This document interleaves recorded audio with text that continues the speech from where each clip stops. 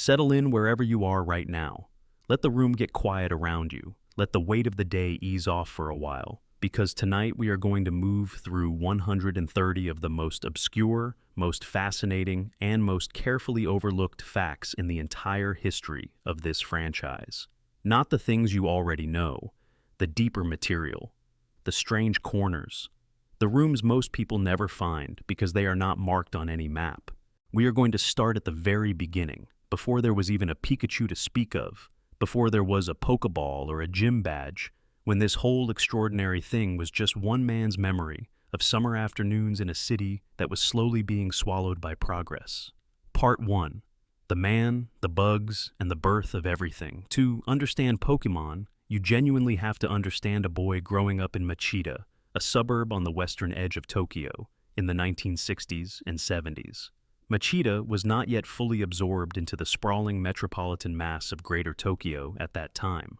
It still had rice paddies running along the edges of neighborhoods. It still had rivers and small forests and patches of wild, uncultivated ground where things lived and moved and hid under stones, where, if you were patient and quiet and knew where to look, you could find something alive that you had never seen before. A boy named Satoshi Tajiri spent a significant portion of his early childhood on his knees in exactly that kind of wild ground. He was an insect collector with an intensity that bordered on obsession. He developed his own systems of classification and organization for his collection. He came up with new techniques for catching different species. He was always searching, always noticing, always feeling that specific electric thrill that comes in the moment when you turn over a stone and find something unexpected underneath. His friends called him Dr. Bug. He genuinely wanted to be an entomologist when he grew up, a scientist who studied insects for a living. That feeling, that exact precise sensation of discovery in the natural world, became the emotional engine of the highest-grossing entertainment franchise ever created. Everything flows from that single feeling. The Pokédex is that feeling. The wild encounters are that feeling. The rarity gradients, the act of searching specific locations for specific creatures, the way certain Pokémon only appear at certain times of day or in certain weather conditions, all of that is one boy's memory of lifting stones in Machida, translated into interactive form. But here is the first thing most people do not know about Satoshi Tajiri. He was not a straightforward, conventional student. He found school genuinely difficult in ways that would not be properly understood or diagnosed until years later. He skipped classes to spend time at the local arcade, not playing games idly, but studying them, dissecting them, taking them apart in his mind the way some children take apart radios or car engines, wanting to understand the mechanism underneath, the structure that made the experience work. His parents, particularly his father, worried deeply about the direction his life was taking. What Tajiri was doing in those arcades was more complicated than recreation. He was developing a sophisticated understanding of game design from the inside out, building a vocabulary for interactive experience that he would eventually use to make something nobody had made before. And around 1981, still a teenager, he began writing and publishing his own video game fanzine, which he called Game Freak. He wrote it himself. He printed it himself. He stapled it together himself and sold it at conventions and shops. It was rough and earnest and genuinely useful, full of tips and analyses and coverage of games that the mainstream press was not paying attention to. The magazine eventually attracted contributors, and one of the most important was a young illustrator named Ken Sugimori, who would go on to design virtually every iconic Pokémon that exists in the visual world today. Tajiri and Sugimori became close friends, and in 1989, they converted Game Freak from a magazine into a video game development company of the same name. Their first project, a game called Mendel Palace, was published by Namco and showed enough craft and technical competence that Nintendo took notice. This was important because Tajiri had a pitch he had been carrying around in his head for years, and Nintendo was the only company that could make it real. Fact number 1, the very first Pokémon ever drawn was not Pikachu, it was not Bulbasaur, it was not even Raiden, who holds the distinction of being the first Pokémon with a coded sprite in the actual game data, which explains why so many of the decorative statues you see throughout the Kanto region look like Raiden. The first creature ever sketched for what would become Pokémon was Clefairy, Ken Sugimori drew Clefairy de Sultara in the earliest concept art for the franchise, before most of the other designs existed in any form. Pikachu came considerably later in the design process. The fact that Clefairy was the original anchor creature matters enormously because, as we will return to in a later section, Clefairy was almost the mascot, almost the face on the box, almost the first thing every child on Earth associated with the franchise. Fact number 2. Pokémon was originally pitched under the name Capsule Monsters, a name that referenced the Gachapon capsule toys that were enormously popular in Japanese vending machines in the 1980s. Those small plastic spheres you twist out of a machine and crack open to find a tiny collectible figure inside. Nintendo's legal department rejected the name due to concerns about existing trademarks, and the concept went through several name revisions before settling on the truncation of Pocket Monsters that became Pokémon. What is interesting about the original name is how it reveals the design philosophy more nakedly than the final name does.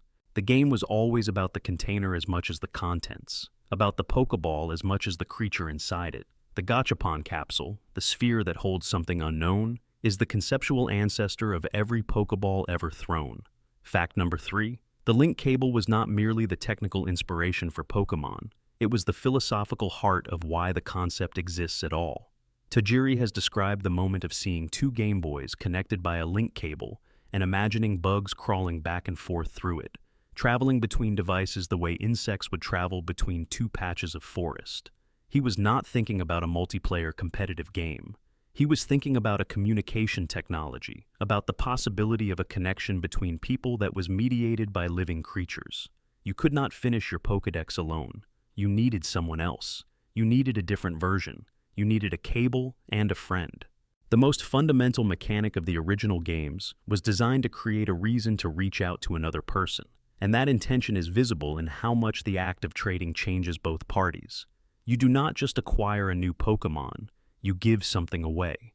Fact number 4. During development, the player character in the earliest documented builds of Pokémon was not named Red. He was internally called Yuichi, and his early design was notably different from the character we know.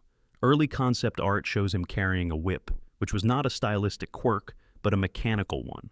In the original design concept, trainers were going to physically participate in battles themselves, not just direct their Pokémon from a distance. The whips were instruments for guiding creatures in close combat. You can see echoes of this design in the sprites of certain trainer classes in the final game, Team Rocket grunts and cool trainers in particular, who appear in their overworld art to be holding whip-like objects. When the trainer as combatant concept was abandoned, and the design moved toward purely creature-directed battles, the whips became vestigial, but they did not entirely disappear. Fact number 5. In the very earliest concept materials for Pokémon, before the design had settled into anything resembling its final form, there was no Pokémon Center. The concept art for the original pitch documents shows an inn, a conventional rest facility where the player would pay to have their team healed, much like a traditional Japanese chur RPG of the era.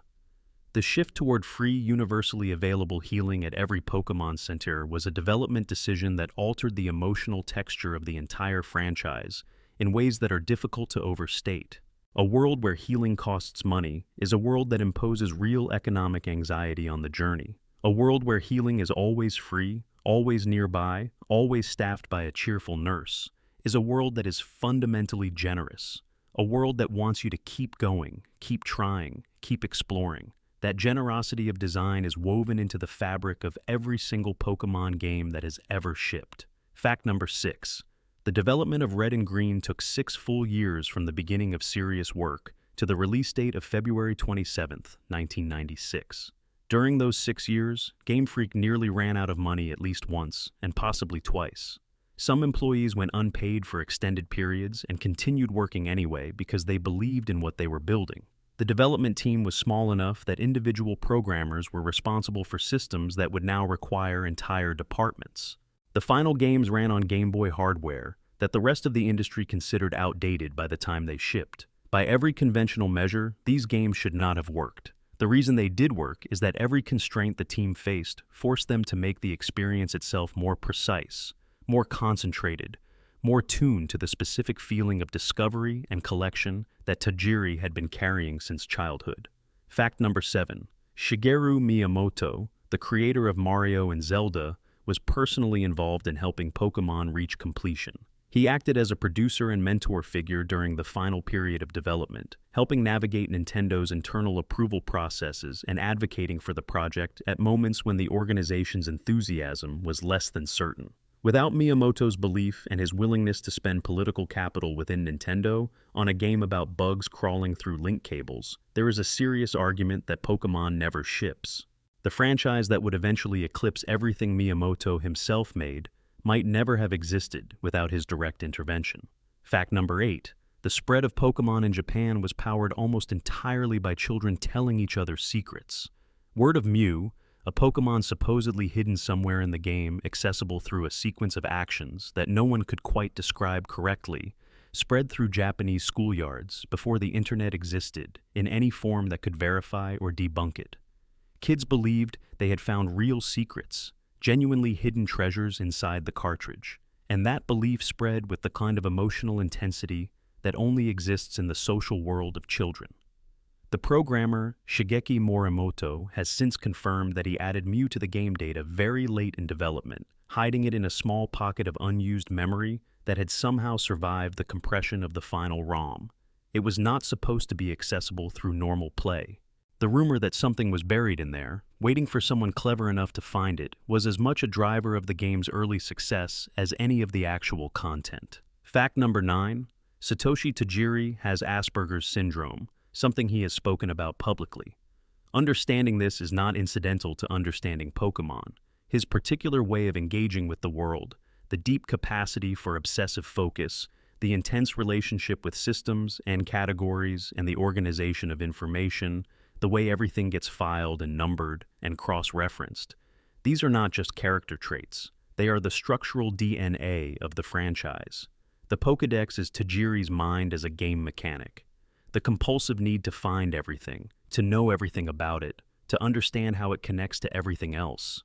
That is not marketing. That is the authentic expression of a specific kind of consciousness that found its outlet in the most successful entertainment franchise in history. Fact number 10. In the Battle Tower in Pokémon Crystal, among the trainers you can fight in the competitive post-game facility, there is a bug catcher whose name is Tajiri. It is the only direct in-game acknowledgement of the franchise's creator across the entire mainline series. A bug catcher, the class of trainer most associated with finding insects in tall grass, hidden in the post-game content of one specific game, where perhaps 1% of players who ever pick up a copy of Crystal will ever encounter it. It is the most perfectly calibrated tribute imaginable. Fact number 11. The name of the boy protagonist in Red and Blue, Red, reflects a naming convention that was consistent throughout the entire early franchise. The rival character is named Blue, or Green in the original Japanese release, which was actually called Pokémon Red and Pokémon Green. Blue, the rival, represents the opposing color to Red, the protagonist, because in Japan the games launched as Red and Green, complementary colors that needed each other to complete the Pokédex. When the international release came, the Japanese Blue, which had been a special edition distributed through a magazine with more polished text and sprite work, became the basis for the international versions, which is why the games Western audiences grew up with are technically a hybrid product. What you know as Pokémon Red and Blue is not quite the same as what Japanese players know as Pokémon Red and Green. If you are watching this right now, wherever you are in the world and whatever time it is, drop it in the comments. Tell me your location and the time you are watching from. I genuinely love knowing where these videos find people. And if you have not subscribed yet, this is the right moment to do it, because we have a long way to go tonight and every section goes deeper than the last. Part 2. Kanto's Hidden Architecture. Red, Blue, Yellow, and What Lies Beneath. The original Kanto games are among the most thoroughly analyzed pieces of software in the history of the medium. Decades of data miners, speedrunners, glitch hunters, and specialists of various kinds have gone over every byte of those cartridges. And yet they keep giving things up. Every few years, someone finds something new, or finds a better explanation for something old, or discovers a detail that has been sitting there quietly since 1996. Waiting for someone to ask the right question. Fact number 12.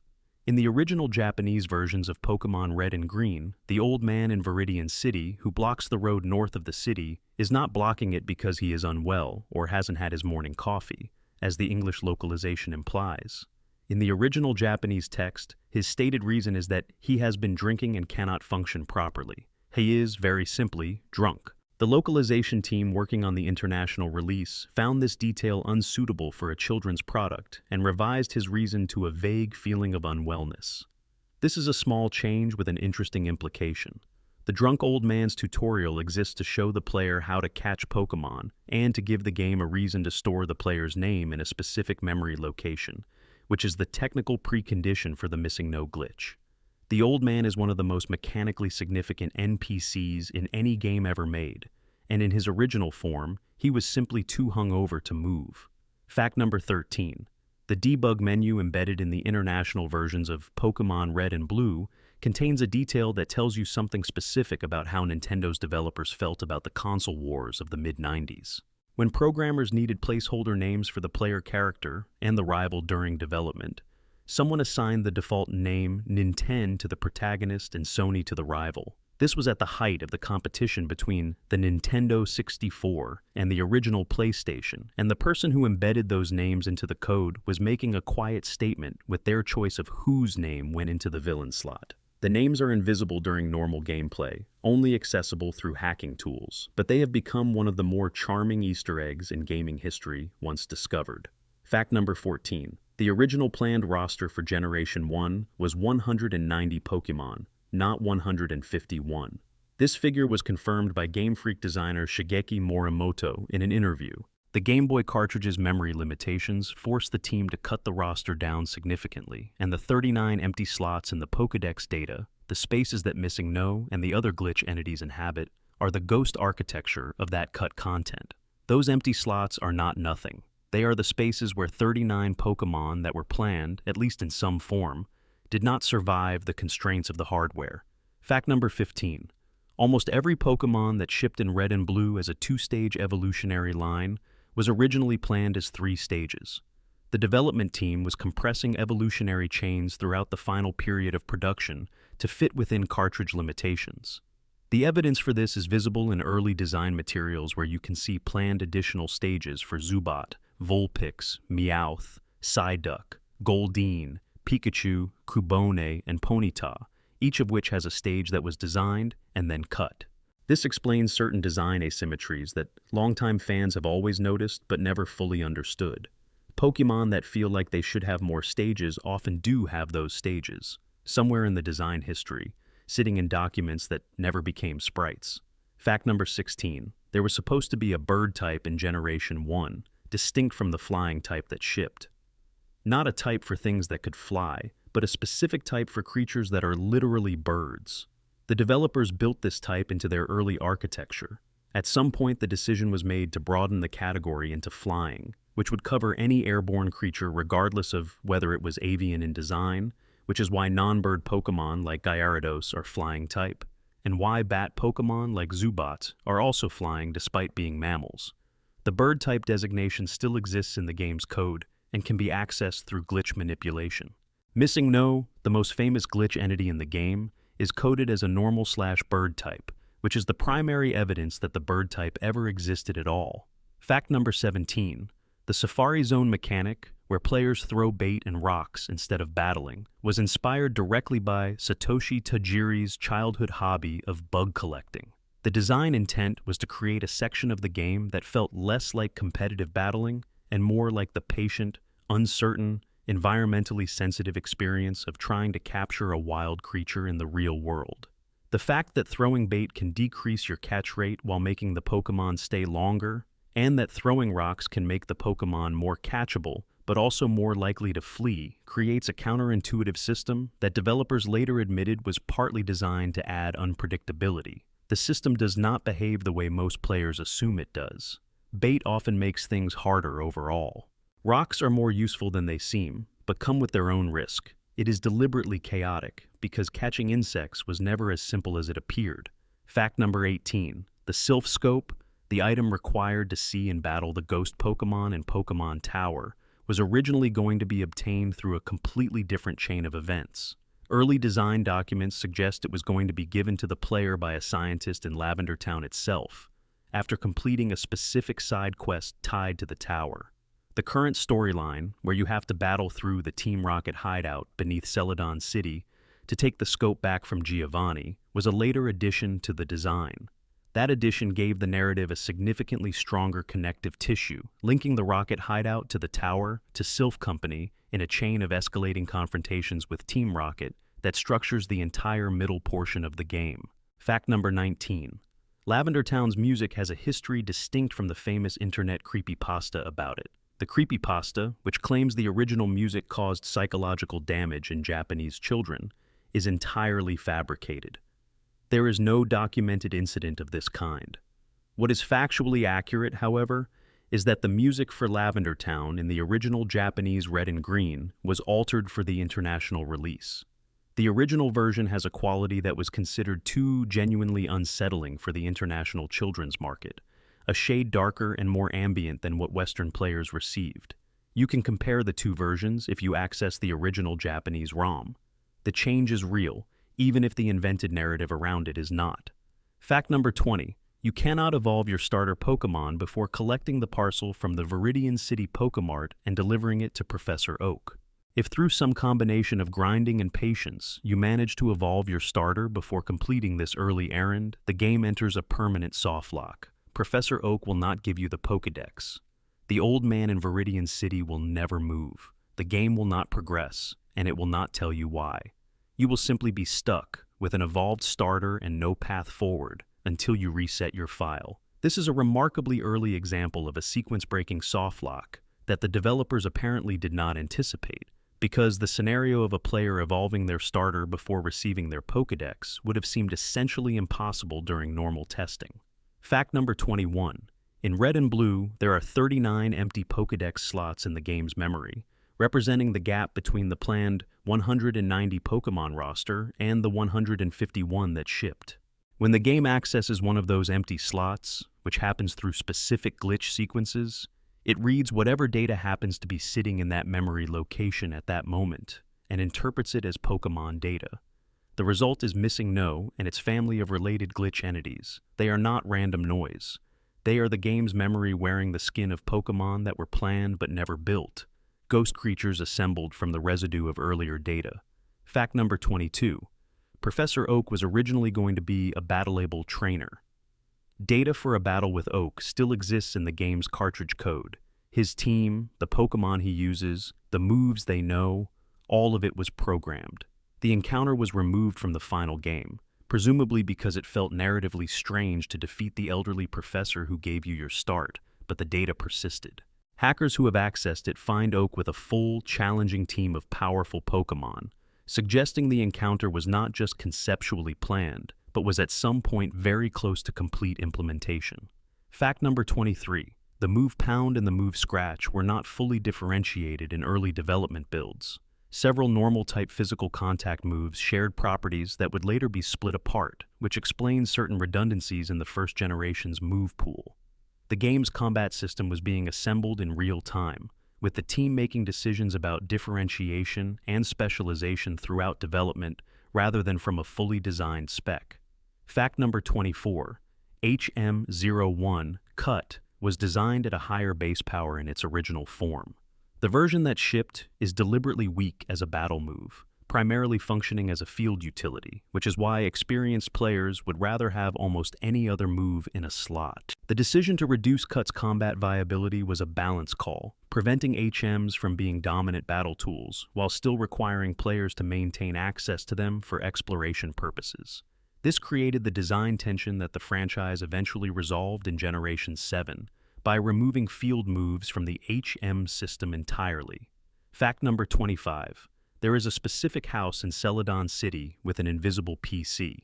Pressing the action button on a specific tile in a room where no PC visually exists triggers a PC interaction, because the developers copied map data from another house in the city that did have a PC and forgot to remove the interaction script from the copied template. It is harmless. It does nothing.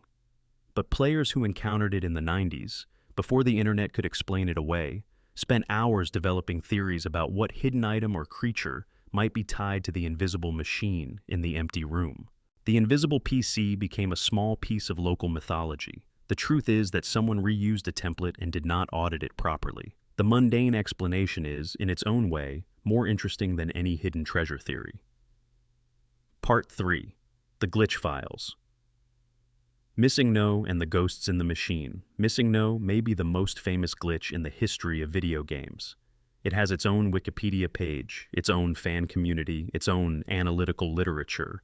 People have written academic papers about it, and yet, most people who know the name do not actually understand the mechanism, do not know how many forms it takes, do not realize how deep the rabbit hole goes beneath the scrambled pixel sprite that millions of players encountered on the eastern coast of Cinnabar Island.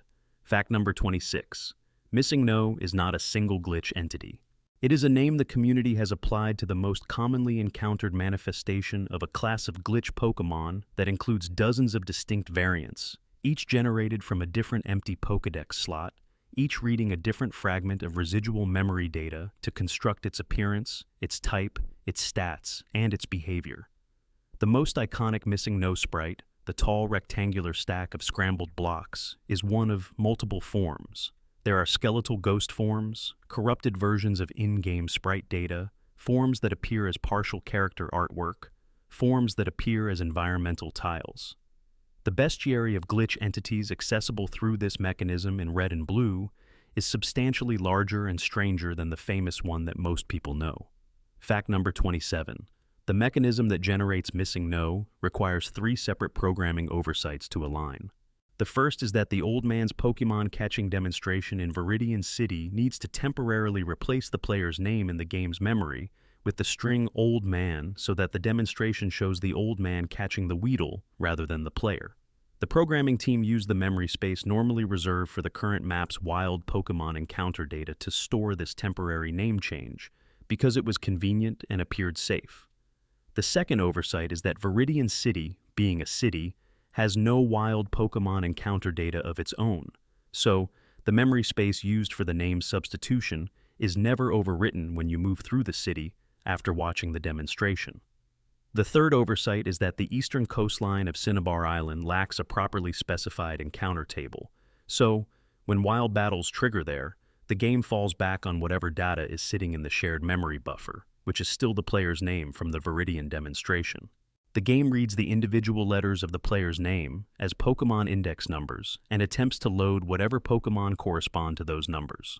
For most common letter combinations, the index numbers point to empty Pokédex slots, and the result is Missing No.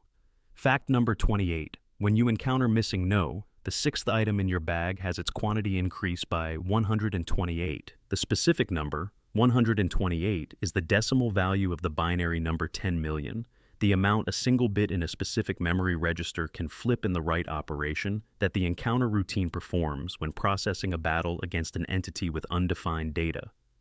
This is why the duplication effect is so specific. It is not designed. It is the precise mathematical consequence of a memory write encountering undefined behavior and producing a predictable overflow. Fact number 29, catching Missing No permanently corrupts your Hall of Fame data. The Hall of Fame sequence plays when you first defeat the Elite Four and Champion, displaying your team with brief fanfare. Missing No's undefined data, when written into your party and subsequently logged by the Hall of Fame recording function, replaces the stored championship data with scrambled information.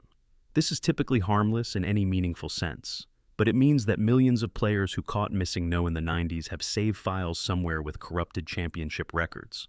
The proof of their greatest achievement, quietly ruined by their encounter with the most famous ghost in the game. Fact number 30. The Trainer Fly glitch, which allows players to encounter Mew in red and blue, operates through a different mechanism than the Missing No glitch, but exploits the same fundamental vulnerability in how the game handles encounter data in memory. When a trainer on the overworld spots the player and initiates a battle, the game stores a pending encounter value. If the player uses Fly or Teleport to escape before the battle starts, that pending encounter value remains in memory. Returning to the area and triggering a wild Pokémon encounter loads the stored value, which can be manipulated through a specific sequence of battles and escapes to force the game to load a Mew encounter. The Mew glitch was not discovered by players in the 90s. Playground rumors claim Mew was under a truck in Vermilion City, or locked behind some impossible sequence of button presses. The actual glitch method was not widely understood and documented until significantly later. Fact number 31. There is a glitch Pokémon in Red and Blue that is more dangerous than Missing No and far less famous. It is designated in the community as GM Prime, or sometimes called the primed variant, and unlike Missing No, which is relatively stable as glitch entities go, this entity can cause genuine save file corruption under certain encounter conditions. There are dozens of other glitch entities beyond Missing No in the Red and Blue code, each occupying a different empty Pokédex slot, each with its own partial dataset assembled from whatever the memory buffer happens to contain at the time of encounter. Some of them have unique sprites that appear to be corrupted versions of NPC artwork. Some of them have battle cries that sound like distorted fragments of legitimate Pokémon sounds. The full picture of what lives in the empty Pokédex slots of Red and Blue is one of the more genuinely surreal things in gaming history, and Missing No is only the most visible face of it. Fact number 32. The move. Focus energy in Red and Blue is supposed to increase the critical hit rate of the using Pokémon. It does the opposite. Due to a coding error in the critical hit calculation function, focus energy as implemented in Generation 1 reduces the critical hit rate to 1/4 of its normal value. The move was supposed to multiply the critical hit probability. The code accidentally divides it instead. This bug persisted unnoticed and uncorrected for 2 full console generations. Every player who used focus energy in competitive or serious casual play during the original and Gold and Silver era was actively handicapping themselves. The move that was supposed to be a strategic tool for increasing critical hit rates was functioning as a trap for anyone who took its description at face value. Fact number 33. The Safari Zone in Pokémon Red and Blue originally had a time limit rather than a step limit. Internal documentation indicates that the design called for a countdown clock that players would race against, creating genuine urgency as they tried to catch rare Pokémon before time expired. The switch to a step-based limit was made during development, because reliably tracking real-world time on the original Game Boy hardware was technically more problematic than counting steps, which is simply incrementing a counter with each movement input. The change altered the entire feel of the Safari Zone significantly. A countdown clock creates panic. A step limit creates something more like measured tension, a deliberate awareness of a finite resource that depletes with each movement. Fact number 34. Glitch City, accessible by exploiting the Safari Zone's save and reload timing, was not designed and was not expected. When you save inside the Safari Zone and reload, the game's internal step counter for the Safari Zone conflicts with the map data it tries to load on reload, and you can exit the Safari Zone entrance while the game believes you are still inside it but has no valid destination map to render for the exit. What it renders instead is a landscape assembled from fragmented tile data, architectural impossibilities, floors that do not connect, walls floating in space, open sky appearing inside enclosed structures. Players in the 90s who found this treated it with the reverence of discovering a hidden world. Entire message board threads were written about the specific textures and impossible geometries of Glitch City. It was the first experience many players had of seeing a game's internal structure revealed as the artificial construction it is, and it was genuinely disorienting in a way that felt meaningful. Fact number 35. The feature allowing Pikachu to follow the player on the overworld in Pokémon Yellow, which feels like something unique and special, was planned for all 3 starters in the original Red and Blue design and had to be cut for performance reasons. Rendering a following Pokémon sprite behind the player character in real time was too costly on the original Game Boy hardware. The feature returned in Heart Gold and Soul Silver in 2009, expanded to accommodate all Pokémon in the player's party, completing a vision that the design team had held since the mid-90s. Fact number 36. Pokémon Yellow has a glitch in which Pikachu's friendship level can reset unexpectedly if the player interacts with certain NPCs too many times in a specific sequence. This bug was not discovered until years after the game's release, and it reveals something interesting about the development process. The following Pokémon feature and the friendship mechanic attached to it were genuinely new engineering in a codebase that had not been designed to accommodate them. The code underlying Pikachu's emotional responsiveness in Yellow was written under time pressure and was accordingly fragile. The friendship system worked most of the time. In specific edge cases, it broke in ways that were not caught before ship. Part 4. Gold, Silver, and the Johto That Never Was. The 1997 Space World demo of Pokémon Gold and Silver is perhaps the single most consequential game development leak of the modern era. The demo was shown at Nintendo's Space World trade event in November of that year.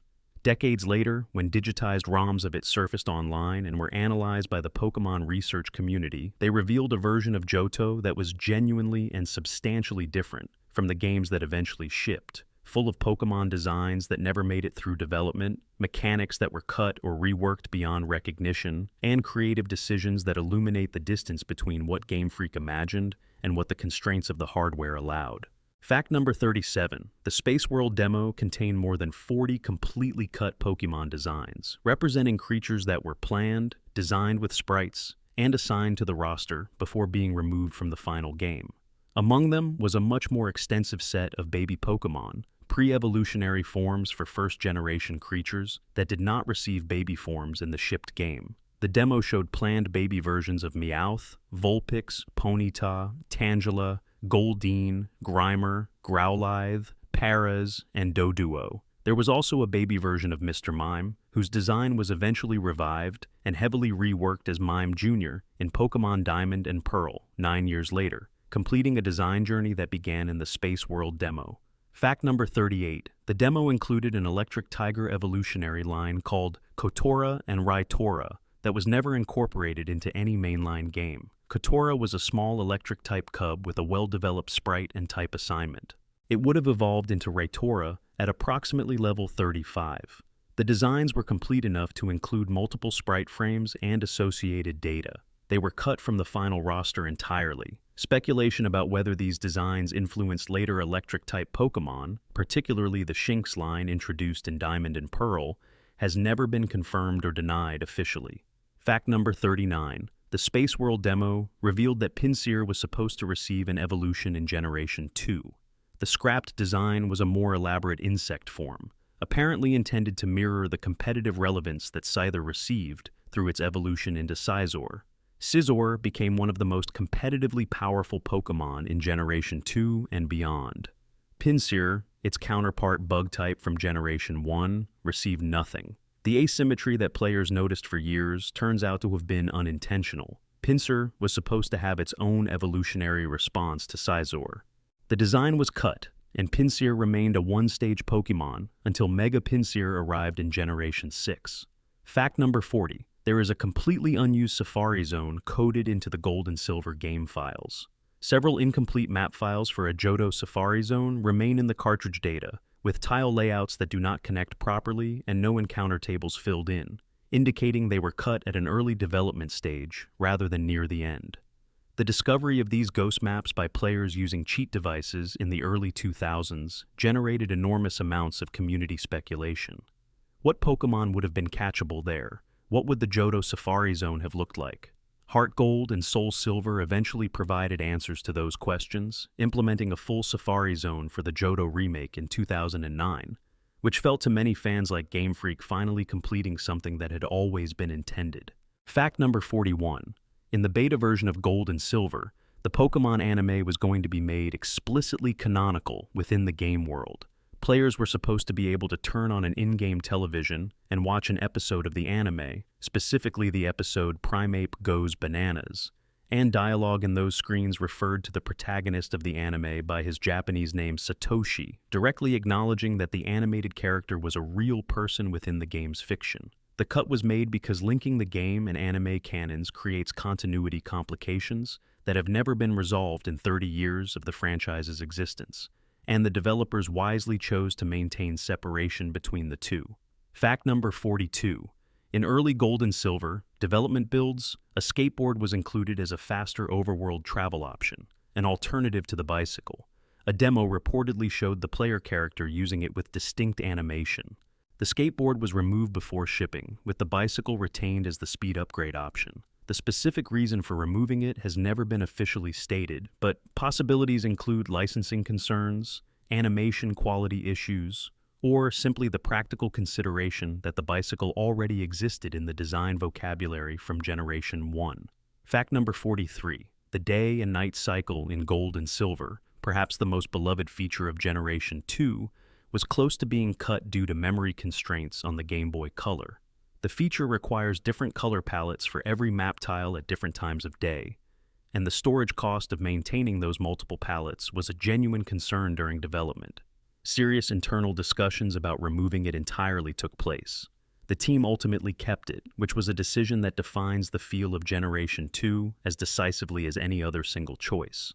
The internal clock that Gold and Silver introduced influenced everything from later generations of Pokémon to the design of Animal Crossing, a franchise that took the real-time calendar mechanic and built an entire game philosophy around it. Fact number 44. The Beta Wooper design revealed by the Space World demo received an extraordinarily enthusiastic response from the Pokémon community when it was analyzed and shared. The beta design was more geometrically stylized and visually distinctive than the final Wooper. The response to this single unused design sparked broader conversations about how much excellent material was present in the cut content of the demo and how differently Generation 2 might have felt if more of those original designs had made it through. Fact number 45. Ditto's role as a universal breeding partner in the Gold and Silver breeding mechanic was not part of the original design. It was added late in development specifically because the team was concerned that certain Pokémon would be too difficult to breed efficiently without a universal partner option. The decision was made pragmatically, and the fact that it aligned perfectly with Ditto's existing identity as a shapeshifter was a case where a practical solution happened to produce an elegant design outcome. Fact number 46. The shiny Pokémon mechanic, which has become one of the franchise's most beloved and culturally significant features, emerged not from design intention, but from exploration of what the Game Boy Color hardware could do. A developer realized that flipping a Pokémon's color data to an alternate palette could be done without significant memory cost, because the alternate values were already stored in the system. The specific red Gyarados at the Lake of Rage was designed as the first guaranteed shiny encounter, introduced in a dramatically resonant narrative course. A blood-red sea serpent rampaging in a lake is the first visible signal that something has gone wrong in Johto. Fact number 47. Pokémon Crystal was the first game in the series with animated battle sprites, and the development team nearly removed the feature before shipping. The Game Boy Color's processing capabilities were a genuine constraint, and the team worried about lag in battles if dozens of animated sprites had to be rendered. They ultimately kept the animations but compressed them so aggressively that each one consists of only a few frames of movement. The simplicity of those animations is not a design failure. It is the maximum expression of the feature that the hardware could sustain. Fact number 48. The ruins of Alph and the Unknown were designed to carry foreshadowing for a mythology that would not be fully revealed until Generation 4. The development team for Gold and Silver had conceived of the idea of a creator deity for the Pokémon universe while making those games, but could not find a narrative vehicle for the concept within the story they were telling. The Unknown, ancient letter-shaped creatures associated with primordial writing and hidden power, were created to hold some of that mythological weight as placeholder, a signal that there was a deeper history to the world than anything the current generation would explain. That deeper history eventually emerged as Arceus and the creation mythology of the Pokémon universe, 9 years later. Part 5. The anime's dark and discarded stories. The Pokémon anime has been in continuous production since April of 1997. It has aired well over 1,300 episodes. It has been translated into dozens of languages, broadcast across virtually every country in the world, and watched by billions of children over nearly 3 decades.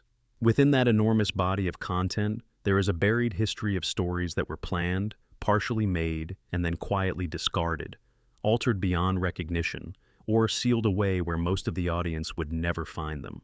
Some of these hidden stories were discarded for reasons of decency. Some were cut for reasons of taste. Some were removed because the world intervened in ways nobody could have predicted. Fact number 49. Electric Soldier Porygon aired exactly once in Japan, on December 16, 1997. The episode depicts a sequence in which Pikachu uses Thunderbolt to destroy a series of vaccine missile programs inside the Pokémon transport system, creating an explosion of rapidly alternating red and blue flashes. The precise frequency and saturation of those flashes, triggered photosensitive epileptic responses in an estimated 685 Japanese children, of whom 375 were girls and 310 were boys. Approximately 150 were hospitalized overnight. The show entered a 4-month production hiatus.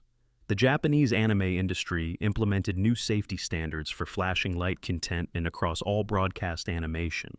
And Porygon, who did absolutely nothing to cause the seizure-inducing visual effect, who was simply present as a character in the episode while Pikachu produced the offending flash with his own attack, was effectively banned from significant anime appearances forever.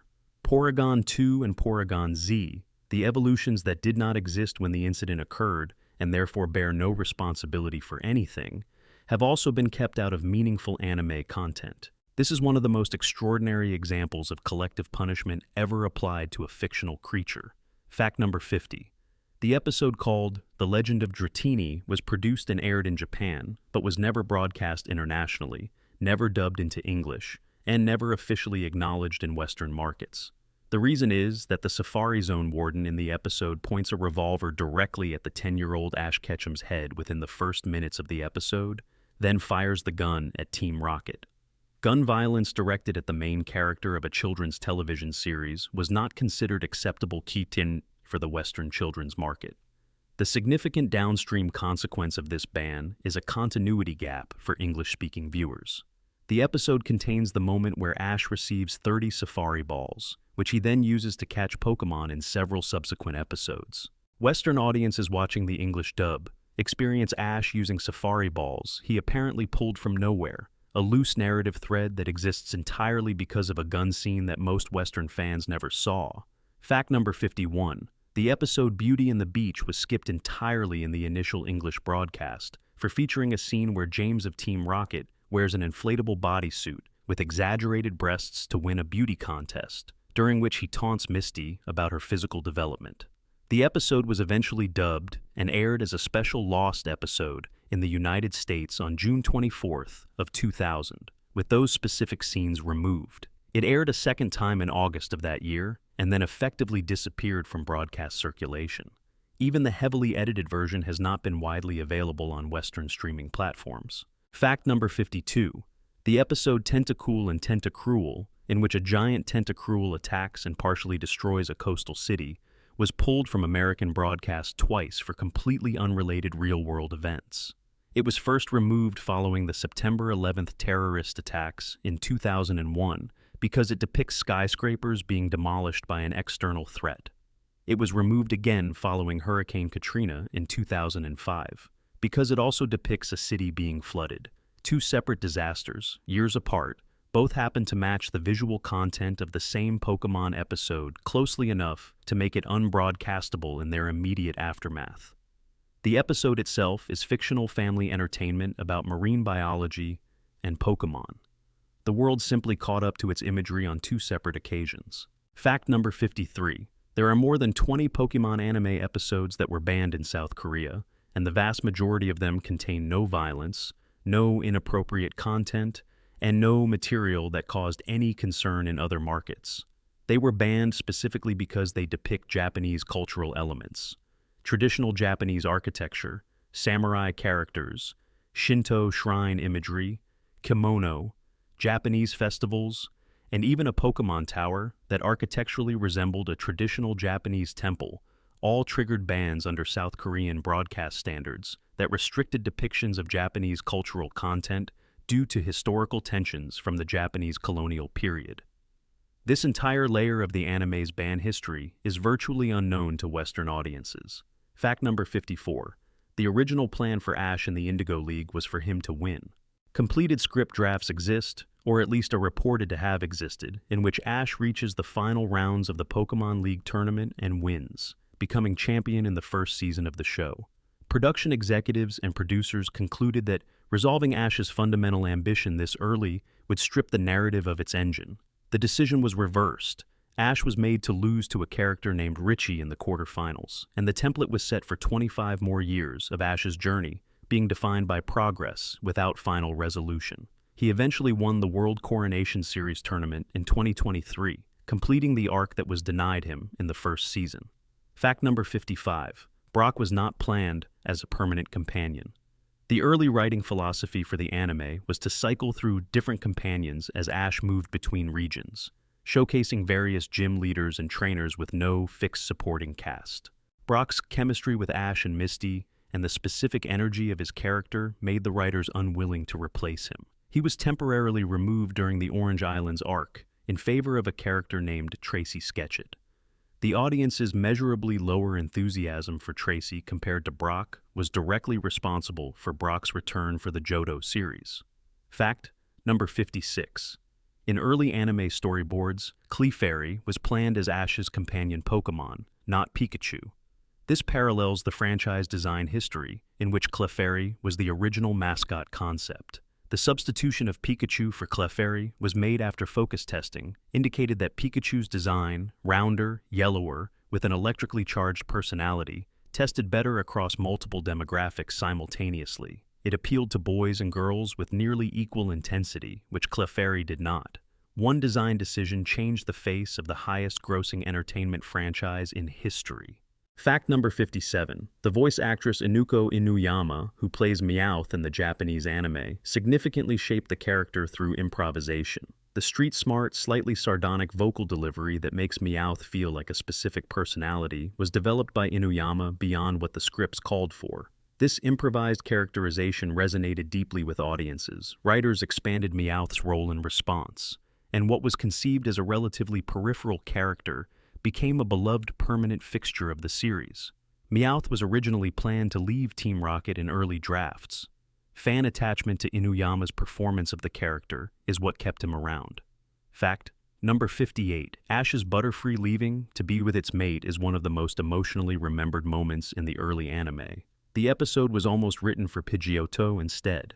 Writers chose Butterfree because its colorful design and the visual contrast of the pink Butterfree mate would be more emotionally resonant on screen than Pidgeotto's more muted visual presence. The pink Butterfree in that episode was a specifically designed alternate coloration created years before the shiny mechanic existed in the games, designed purely to serve this single episode's emotional needs. Fact number 59. Team Rocket's motto is not the same in every country. The English-speaking world knows, "Prepare for trouble, make it double," a tight, rhythmic catchphrase. The Japanese version is more formally poetic, shifts its specific content between episodes, and frequently incorporates wordplay, references to love, themes of ambition, and broader philosophical flourishes that match the dramatic context of the specific episode.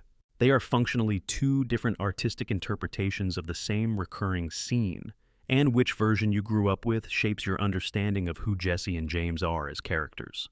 Fact number 60.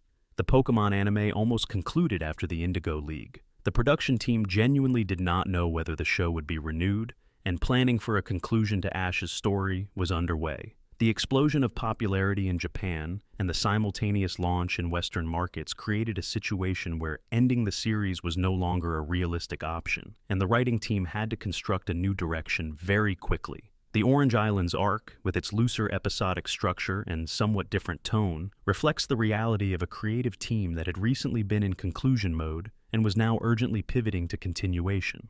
Part 6. The Trading Cards: Chaos, Misprints, and Hidden History. The Pokémon trading card game launched in Japan in October of 1996, launched in North America under Wizards of the Coast's stewardship in December of 1998. And has been producing sets continuously ever since. The Wizards of the Coast era, which ran from 1998 to 2003, is one of the most historically rich and frequently discussed periods in the card game's history, dense with errors, controversies, and rare artifacts that the collector community has been arguing about for decades. Fact number 61. The Slowking card from the Neo Genesis set, released in 2000, contained a translation error that created an unintended dominant strategy in competitive play. The original Japanese text of Slowking's Pokémon Power described a mechanic that functioned in a specific way.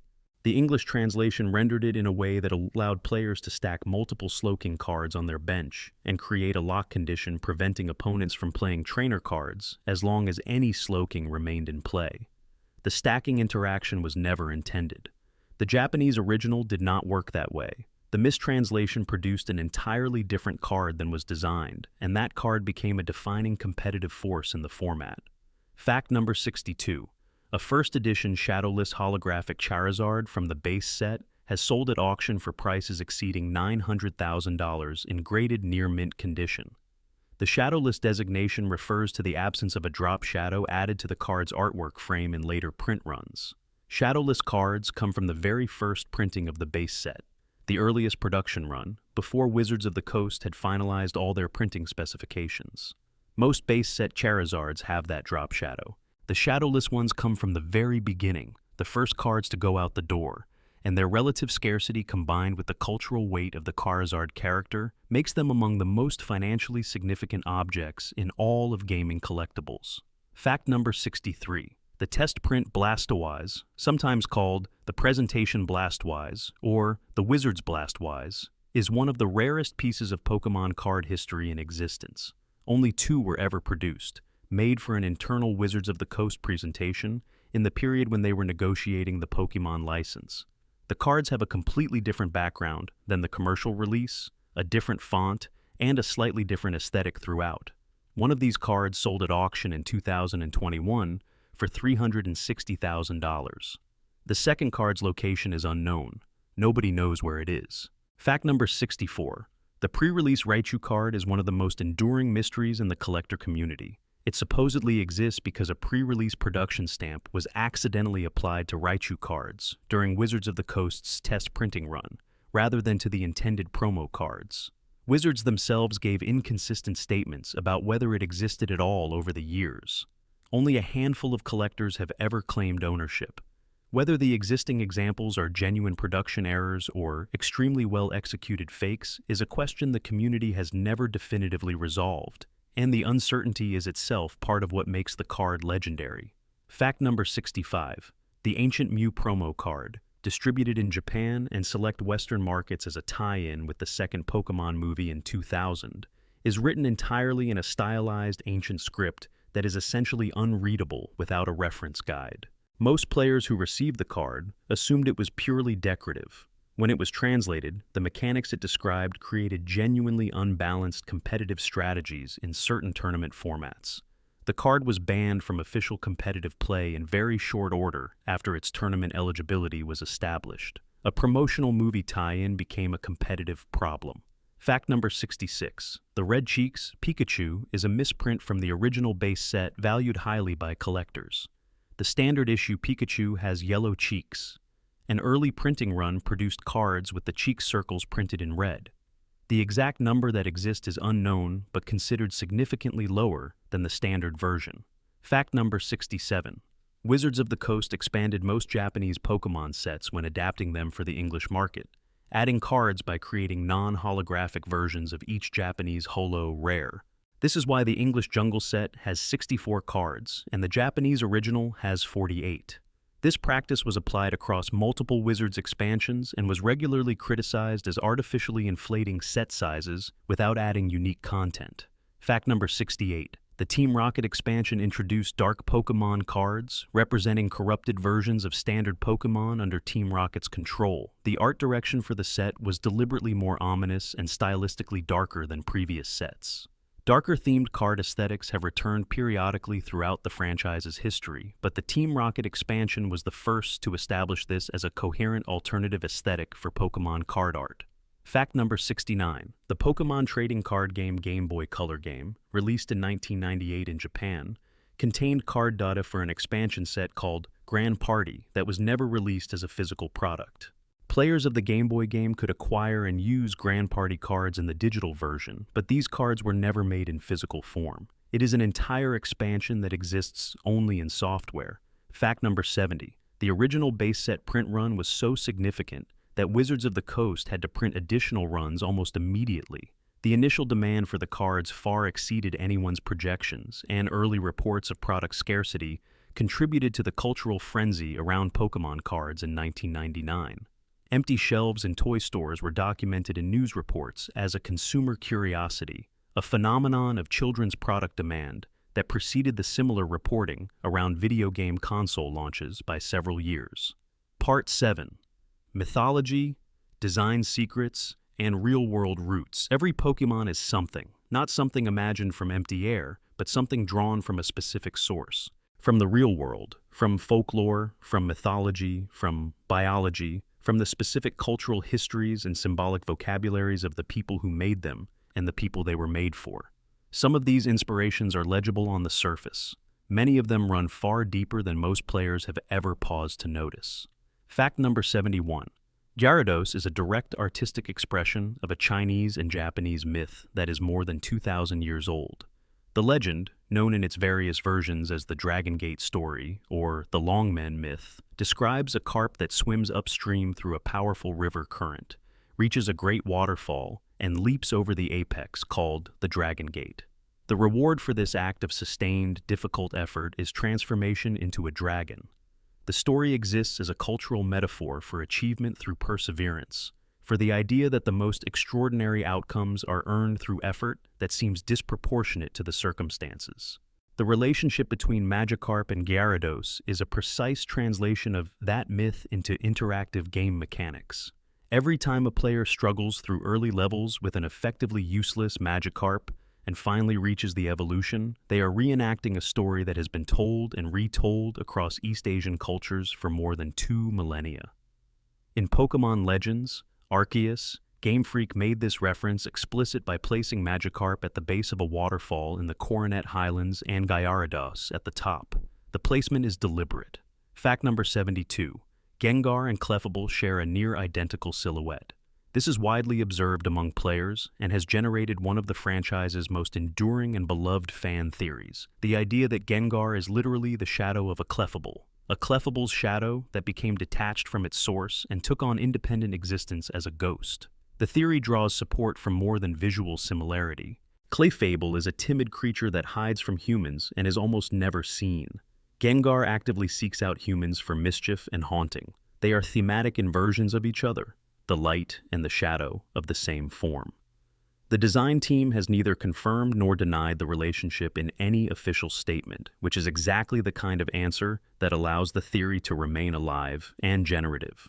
Fact number 73. Yamask, the spirit Pokemon introduced in Black and White, carries a mask on its tail.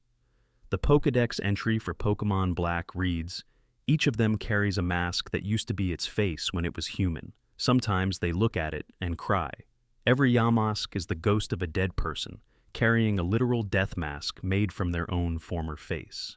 Every Yamask in your party is someone's dead relative, carrying their own face in their hand, weeping when they look at it. Yamask evolves into Cofagrigus, a sentient sarcophagus, completing a journey from dead human to wandering ghost to animated coffin. The franchise presents this as normal content for players of all ages. Fact number 74. Phantump's Pokédex entry in Pokemon Sun states that these creatures are stumps possessed by the spirits of children who died in the forest, and that their cries sound like eerie screams. The horror logic in the Phantump design is self-completing. Phantump mimics the voice of a human child to lure people into forests. Children who follow the voice get lost in the forest and die. Their spirits possess tree stumps and become new Phantump, who then lure more children. It is a closed loop of child mortality presented in a game marketed as family entertainment. Fact number 75. Drifloon is described in Diamond and Pearl Pokédex entries as a ghost that specifically targets small children, grabs their hands, and carries them away to the afterlife. One entry notes that Drifloon dislikes heavier children because they are more difficult to lift. Drifloon appears in the game every Friday at the Valley Windworks, a schedule that was presumably not intended to evoke the specific image of a child-abducting spirit marking days on a calendar. Fact number 76. The Kadabra card disappeared from the Pokemon trading card game for nearly 2 decades because of a lawsuit filed by Uri Geller, the Israeli-British illusionist who claimed that Kadabra's design was an unauthorized representation of him. The lawsuit was filed in 2000. Nintendo prevailed, but Kadabra was quietly removed from card production during the dispute and did not return until Geller publicly withdrew his objections in 2020. There are no Kadabra evolution cards in the trading card game between 2000 and 2022, a 2-decade gap caused by a single magician's objection to a fictional psychic-type Pokemon. Fact number 77. Early concept art for Cubone included multiple different skull designs, with the skull varying based on which species of Pokémon had died to produce it. Each Cubone was going to carry a unique artifact of a specific individual loss, rather than a standardized skull. This level of individual narrative was cut, leaving all Cubone with the same generic skull. The version that made it into the game is already among the franchise's most poignant designs. The version that was considered would have been considerably more so. Fact number 78. Clefairy's extraterrestrial origin is not a fan theory. It is confirmed in the games through multiple Pokédex entries and in-game events, including the gathering of Clefairy groups at Mount Moon to collect moonstones and explicit anime episode content showing Clefairy arriving from space. The original mascot concept for the franchise, the creature that was almost the face of everything, is canonically an alien species. The implications of this within the game world's mythology are left largely unexplored, but the fact itself is simply there, in the Pokédex, for anyone who reads it. Fact number 79. Mimikyu is a commentary on the franchise's own marketing embedded within the franchise itself. The creature conceals its true form under a handmade Pikachu disguise because it has observed that humans love Pikachu and wishes to receive the same love. The true form beneath the disguise is so terrifying that witnessing it causes immediate severe illness. Mimikyu is every character who performs an identity they believe will make them lovable, with horror just below the surface of that performance. Presented as a Pokémon you are supposed to find charming. It might be the most self-aware design choice in the franchise's history. Fact number 80. Marshadow, the mythical Pokémon from Sun and Moon, is based on traditional shadow person mythology from Hawaiian and Polynesian cultures. The design team drew on Pacific Island shadow entity traditions that most Western players are entirely unfamiliar with, creating a Pokémon whose conceptual depth only becomes apparent when you understand the specific cultural mythology it was built from. This kind of non-Western mythological sourcing is more common throughout the franchise than most players realize, particularly in the designs of Ghost and Dark type Pokémon. Part 8. The Scrapped, the Cut, and the Almost Was. For every feature that shipped in a Pokémon game, there is at least one that didn't. The space between what Game Freak imagined and what Game Freak was able to build within the constraints of time, money, and hardware is wide enough to contain several imaginary games. What follows is a walk through some of the most significant pieces of content that were planned, partially built, and then removed. Fact number 81. Pokémon Colosseum on the GameCube was originally designed to allow players to capture any trainer's Pokémon, not just shadow Pokémon. The mechanic of taking opponents' Pokémon during battle was prototyped and tested. Testing revealed that it made the game chaotic in ways that undermined both the narrative coherence and the mechanical balance of the experience. The Shadow Pokémon system, focused specifically on rescuing corrupted creatures from Team Cypher, was kept and refined until it became the game's central identity. Code for non-Shadow Wild and trainer captures still exists in the data. Fact number 82. Pokémon Black and White almost featured gyms that changed depending on the time of day. Design documents describe trainers, puzzle configurations, and even gym leader behavior varying based on whether the player challenged the gym in the morning, afternoon, or evening. The feature was too complex to balance properly within the development schedule and was removed. A version of the concept appeared in Sword and Shield through version-exclusive gym leaders, and time-dependent Pokémon behavior has been a recurring design interest that the series has approached from different angles across multiple generations. Fact number 83. Pokémon Emerald's Battle Frontier, one of the most content-rich post-game facilities in the franchise's history, was originally planned to be larger. Data miners found references to a second battle pyramid that was apparently in development, which may have been structured as a mirror challenge to the existing pyramid. Its removal was likely a cartridge space constraint. Even without it, the Battle Frontier in Emerald remains one of the most comprehensively designed, competitive post-game experiences the franchise ever produced. Fact number 84. In Ruby and Sapphire, the character Scott, who watches the player throughout the game before introducing them to the Battle Frontier in Emerald, has unused dialogue in the Ruby and Sapphire data that was never triggered under normal gameplay. These unused lines include Scott commenting on Pokémon fainting and cheering the player during battles. This suggests a scrapped spectator mechanic where Scott's reactions would have been visible during matches, adding an audience presence to the battle experience. Fact number 85. Pokémon Black and White originally planned an underground subway system, connecting multiple cities in real time. The Nintendo DS could not handle continuous map loading across city-spanning distances, and the system was reduced to the Battle Subway, a battle-only facility. The concept of in-game urban transit as a mechanical feature reappeared in Pokémon X and Y's Lumiose City with its taxi system, a smaller and less ambitious realization of the same underlying design interest. Fact number 86. Mount Coronet in Diamond and Pearl was originally designed as a significantly larger dungeon, with additional cavern sections and puzzles that were cut to maintain the game's narrative pacing. The mountain as it exists in the final game is already one of the most memorable exploration environments in the series. The removed sections would apparently have substantially extended it. Fact number 87.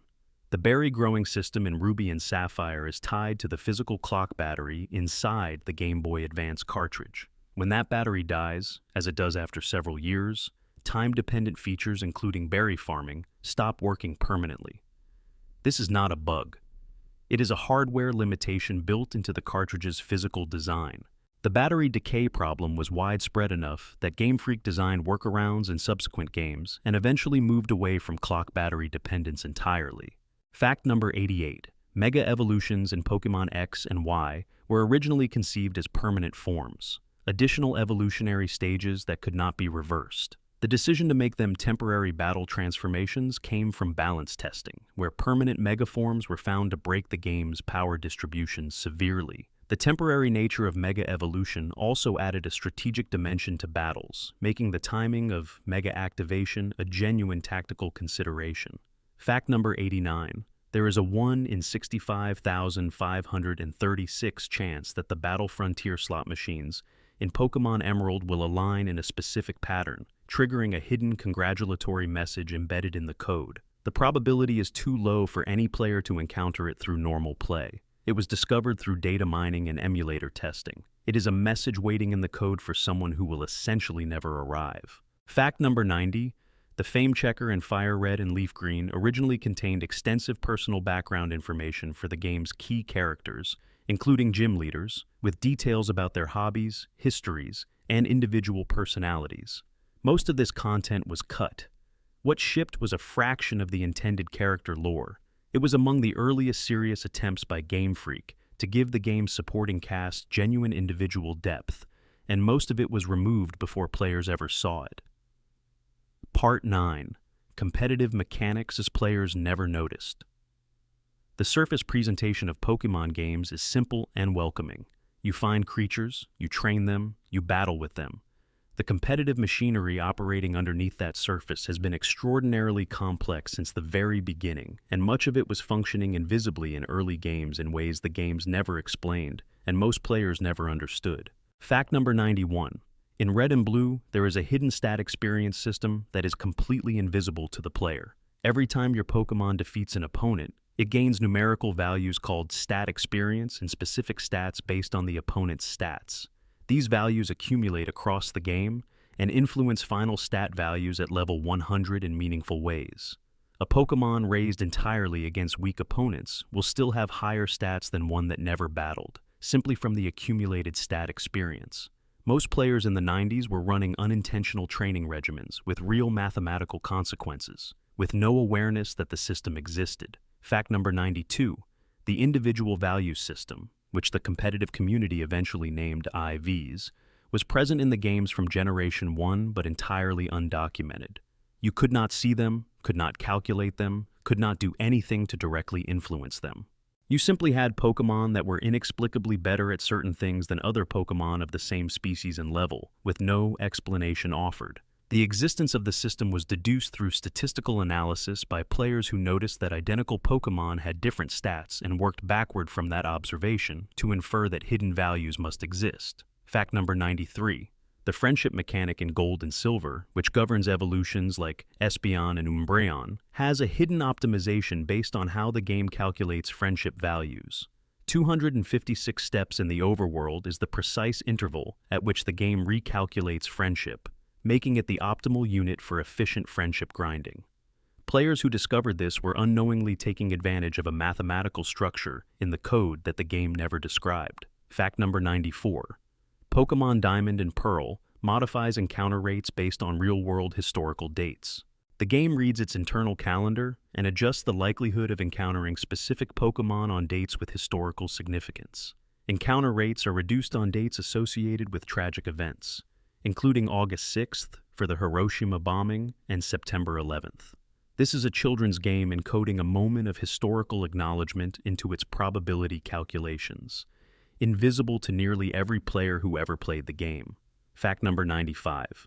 The critical hit rate calculation in Generation 1 is based on a Pokemon's base speed stat, which means fast Pokemon like Electrode landed critical hits at a rate dramatically higher than slow Pokemon. Most players who played Red and Blue felt like certain Pokemon were luckier than others without understanding that the luck was mathematically structured. Fact number 96. Pokerus is rarer than a shiny Pokemon.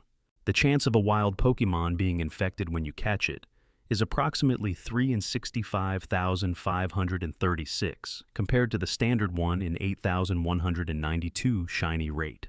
Most players who have played the series for years have encountered shiny Pokemon. Very few have ever encountered Pokerus naturally without trading for infected Pokemon. Fact number 97. In Generation 3, effort values were capped at 510 total with a per stat maximum of 252, with the cap specifically chosen because 252 is divisible by 4, the multiplier used in stat calculation. No EVs are wasted at the cap. The total of 510 is exactly 2 short of 512, the point at which 2 stats could each be maximized at 256. The cap forces trade-off decisions. This was a deliberate design choice to make the competitive system require resource allocation decisions. Fact number 98. The National Pokédex, which tracks Pokémon across all regions and expands with each new generation, was originally conceived as a one-time reward for completing the regional Pokédex, not as a permanent ongoing feature. It was a bonus for the most dedicated completionists in a single game. The decision to maintain and expand it across generations transformed it retrospectively into one of the franchise's defining long-term structures. Part 10. Hoenn, Sinnoh, Unova, and their mysteries. The middle generations of Pokémon contain some of the franchise's most ambitious experiments. Many quietly walked back after shipping, some producing ripples that shaped every subsequent game. Fact number 99. Mirage Island in Ruby and Sapphire is one of the rarest pieces of legitimately accessible content in any Pokémon game. A random number is generated daily in the game, and Mirage Island becomes visible only if that number matches a hidden value associated with a Pokémon in the player's party. The probability on any given day is 1 in 65,536. An old man in Pasifidlog town will tell you whether it is visible each day. For most players across most playthroughs, he will say it is not, every single day, for the entire run of the game. Fact number 100. The Trick House in Ruby and Sapphire was originally designed with a final boss battle against the Trickmaster himself, who would have used a full Pokémon team after each completed challenge. The unused data for his team still exists in the game files. The character in the final game is a host without an opponent, a puzzle designer without a final confrontation, which gives the location a slightly unresolved quality that players have long sensed without knowing its source. Fact number 101. Ruby and Sapphire originally had a much more pointed environmental narrative. The Team Magma and Team Aqua conflict was written with significantly more direct commentary on human impact on natural systems. Developers felt the messaging was too politically specific for a children's franchise, and softened it considerably. The remnants of the more pointed version are still visible in the way both teams discuss reshaping the world to serve human ambition. Fact number 102. The Berry Clock battery problem in Ruby and Sapphire led to a specific design philosophy in later generations. When physical cartridge batteries died and time-dependent features broke, Game Freak had to design workarounds and eventually moved away from physical clock batteries as the mechanism for time tracking entirely, a shift driven by the physical degradation of a specific hardware component in a specific generation of games. Fact number 103. The PokeWatch in Diamond and Pearl had an unused alarm clock application discovered in the game's code that would have let players set real-world alarms, triggering game audio. It was apparently removed due to battery drain concerns on the Nintendo DS hardware. Fact number 104. Spiritomb in Diamond and Pearl required interaction with 32 unique players in the underground multiplayer mode to obtain. This was a social requirement in a pre-internet gaming era that was functionally impossible for most children who did not know dozens of other Diamond and Pearl players personally. Fact number 105. Pokémon Black and White's primary antagonist N was originally written with arguments persuasive enough that multiple gym leaders in Unova were going to openly agree with his position on Pokémon liberation. This was toned down before release because making N too convincing created a narrative tension that was difficult to resolve. The softened version of N still became one of the most critically praised antagonists in the series. Fact number 106. In Pokémon Sun and Moon, if you walk behind Pokémon Center counters, the staff have specific dialogue scolding you for trespassing. These lines were never intended to be seen under normal play. Part 11. The localization rabbit hole. The work of translating and adapting Pokémon across languages and cultures has altered the franchise in hundreds of ways, from tiny word choices to fundamental character interpretations. Much of this work is invisible by design, but the places where it is visible reveal a franchise that is partly a different story, depending on where in the world you encountered it. Fact number 107. Splash, the move famously associated with Magikarp's uselessness, is called Hain in Japanese, which means hop or jump. It refers to Magikarp's helpless flopping on dry land. The English translation as Splash introduced a water association the original move name never had, creating a persistent absurdity when non-water Pokémon like Hoppip use the move. In Japanese, Hoppip using Heine is a small grass creature doing a hop, which is perfectly sensible. In English, Hoppip splashing is genuinely strange. The localization decision rippled through every game in the franchise. Fact number 108. Hitmonchan and Hitmonlee are named after Jackie Chan and Bruce Lee in the English localization. In the original Japanese, they are called Ebiwalar and Sawamura, named after Japanese bantamweight boxing champion Hiroyuki Ebihara and kickboxing legend Tadashi Sawamura. The localization team replaced culturally specific Japanese athletic figures with globally recognizable Western entertainment figures, shifting the tribute's frame of reference while maintaining its general spirit. Fact number 109. James from Team Rocket used affectionate Japanese name suffixes for his Pokémon in the Japanese anime, including a diminutive for coughing that translated roughly as Dogar's Chan. English has no equivalent for these intimacy markers, and they were stripped from the localization. James in the English version therefore sounds slightly less intimate in his relationships with his Pokémon than in the Japanese original, a small but real characterization difference. Fact number 110. The Japanese Pokémon anime theme Mezase Pokémon Master focuses on the journey, the bonds between trainer and Pokémon, and the person you become through the experience. The English adaptation shifted emphasis significantly toward the collection and competitive achievement of catching all Pokémon. The emotional center of the two themes is different in ways that reflect different cultural assumptions about what the franchise is fundamentally about. Fact number 111. Onigiri, the triangular Japanese rice balls that appear as food throughout the early Pokémon anime, were localized in the English dub as donuts, sandwiches, and various other foods, in a particularly extreme example of cultural flattening that became one of the most discussed examples of anime localization practice in the 90s. The change was standard procedure for 4Kids Entertainment, the company that handled the English dub, and it applied across their entire anime catalog. It is remembered in the Pokémon case more vividly than most, because the triangular shape of onigiri made the substitution so visually obvious. Fact number 112. Gengar's name likely derives from the German word doppelganger, meaning shadow double. This etymology is consistent with the design theory connecting Gengar to Clefable as a shadow entity, and with Gengar's characterization as a mischievous creature that haunts and mimics. No official confirmation of this etymology exists. Fact number 113. Jynx underwent a design change specifically in response to cultural sensitivity concerns. Its original design featured black facial coloring that was widely compared to racist caricature imagery. The The change to purple was applied not only in new game releases, but in some cases to older anime episodes for DVD and streaming release, meaning some fans have seen versions of episodes that look different from the original broadcast. Fact number 114. The original Japanese Red and Green had notably different Pokémon cries from both the international release and the Japanese Blue version. Charizard's roar in the original Red and Green was significantly more aggressive and intense.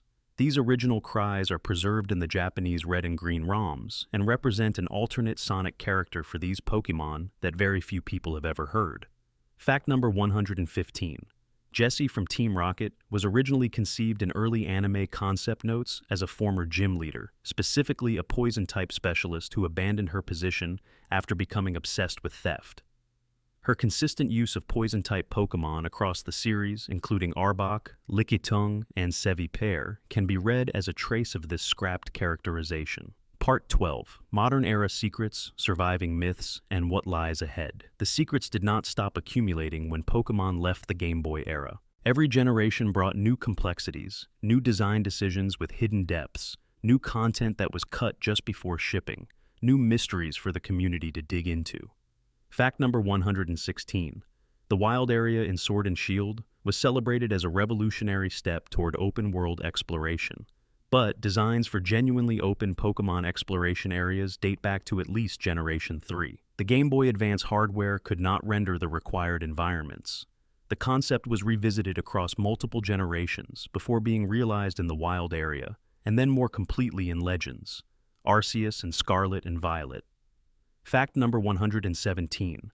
Sword and Shield contain unused animation data for Pokémon interacting with the overworld in ways not present in the base game.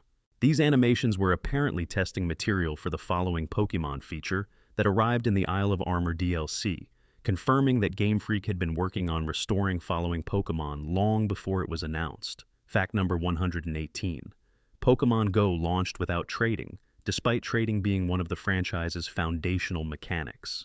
Data miners found menu structures and code references for trading in the earliest versions of the app, already written but not activated.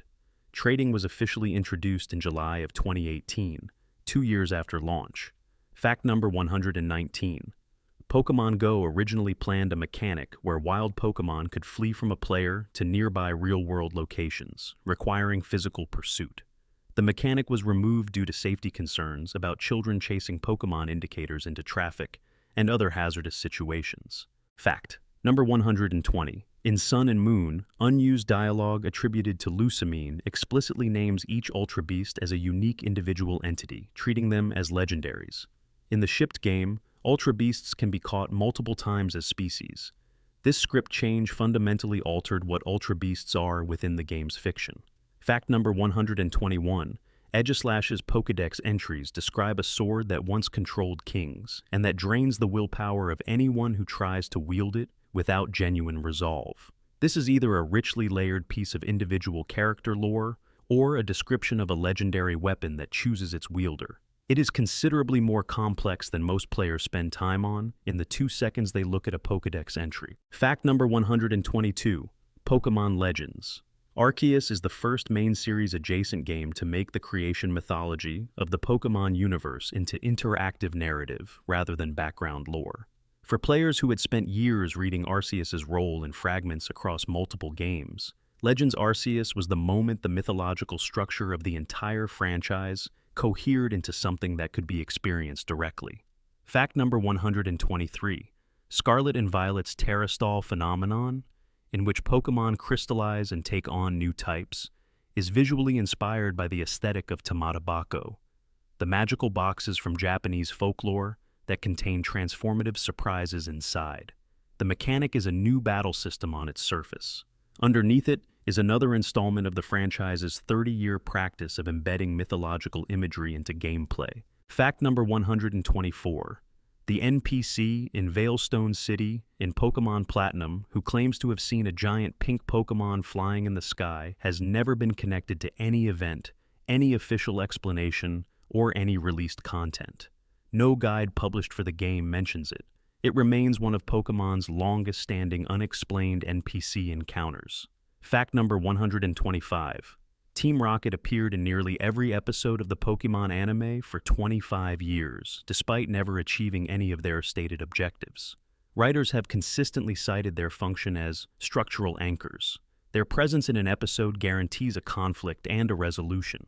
They are narrative scaffolding dressed as comedic villains, and their longevity reflects how essential that structural function is to the show's ability to produce episodes continuously. Fact number 126. Ash Ketchum's permanent age of 10 was not originally planned as a design constant. The early anime treated the journey with a gravity that presupposed eventual maturity. As the show became an ongoing institution rather than a finite story, aging became narratively impossible, and Ash simply stopped aging by convention. Fact number 127. The Pokemon Mystery Dungeon scripts, particularly for the Explorers series, were originally significantly darker. Early drafts included permanent loss conditions and more extreme stakes for the sacrifice mechanics. The versions that shipped, already celebrated for their emotional depth, are softened iterations of more intense original concepts. Fact number 128. Black and White's seasonal cycle originally included weather events that blocked routes. Snowstorms and sandstorms would have randomly made certain paths impassable, requiring alternate routing or waiting. This was apparently too complex to implement reliably within the development schedule. Fact number 129. The Poke Flute's melody was deliberately composed to match the interval pattern of traditional Japanese lullabies. Snorlax is not startled awake by a harsh noise. He is gently called up by something that sounds like sleep music. This is a detail nobody noticed, embedded with care in a small piece of audio that played for approximately 8 seconds in a game from 1996. Fact number 130. Satoshi Tajiri has not directed a Pokemon game since Crystal in 2000. He stepped back from development after the second generation and has managed Game Freak as a company since then. The franchise he built, in memory of lifting stones in Machida and finding things alive underneath, has now outlasted every console it launched on, accumulated more than 900 species, crossed every cultural boundary, and grown into the highest-grossing media franchise in human history. He has said that every time he finds a new insect, it is still mysterious to him. That original feeling, that specific joy of discovery that he wanted to share with the world, has never left. And it is the reason that 30 years after 2 grainy Game Boy cartridges appeared on Japanese shelves, hundreds of millions of people still feel something shift in the chest when they step into the tall grass. And that is 130.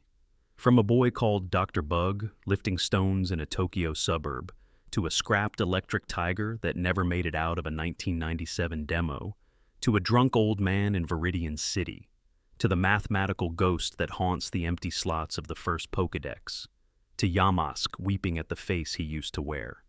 The franchise is vast, and it is old, and it was made by hundreds of people over 30 years, each of them adding something, cutting something, hiding something in the margins where they thought nobody would look. And yet, here we are, still looking, still finding things, still feeling that particular small electricity when a fact clicks into place, and the thing you thought you understood turns out to have been richer and stranger than you realized. If you made it this far, genuinely, thank you. These take a long time to put together. The research, the writing, the care that goes into making sure everything here is real and worth your time. The fact that you stayed all the way to the end means something. Drop a comment and tell me which one hit hardest. And if there is a piece of Pokemon history you want to go deeper on, tell me that too, because there is always more. There is always another layer underneath. If you have not subscribed yet, now is the moment. There is more coming. More franchises, more histories, more quiet late-night dives into the things that shaped us. Take care of yourself. Sleep well. The wild grass is waiting. Part 13. The Forgotten Pokemon.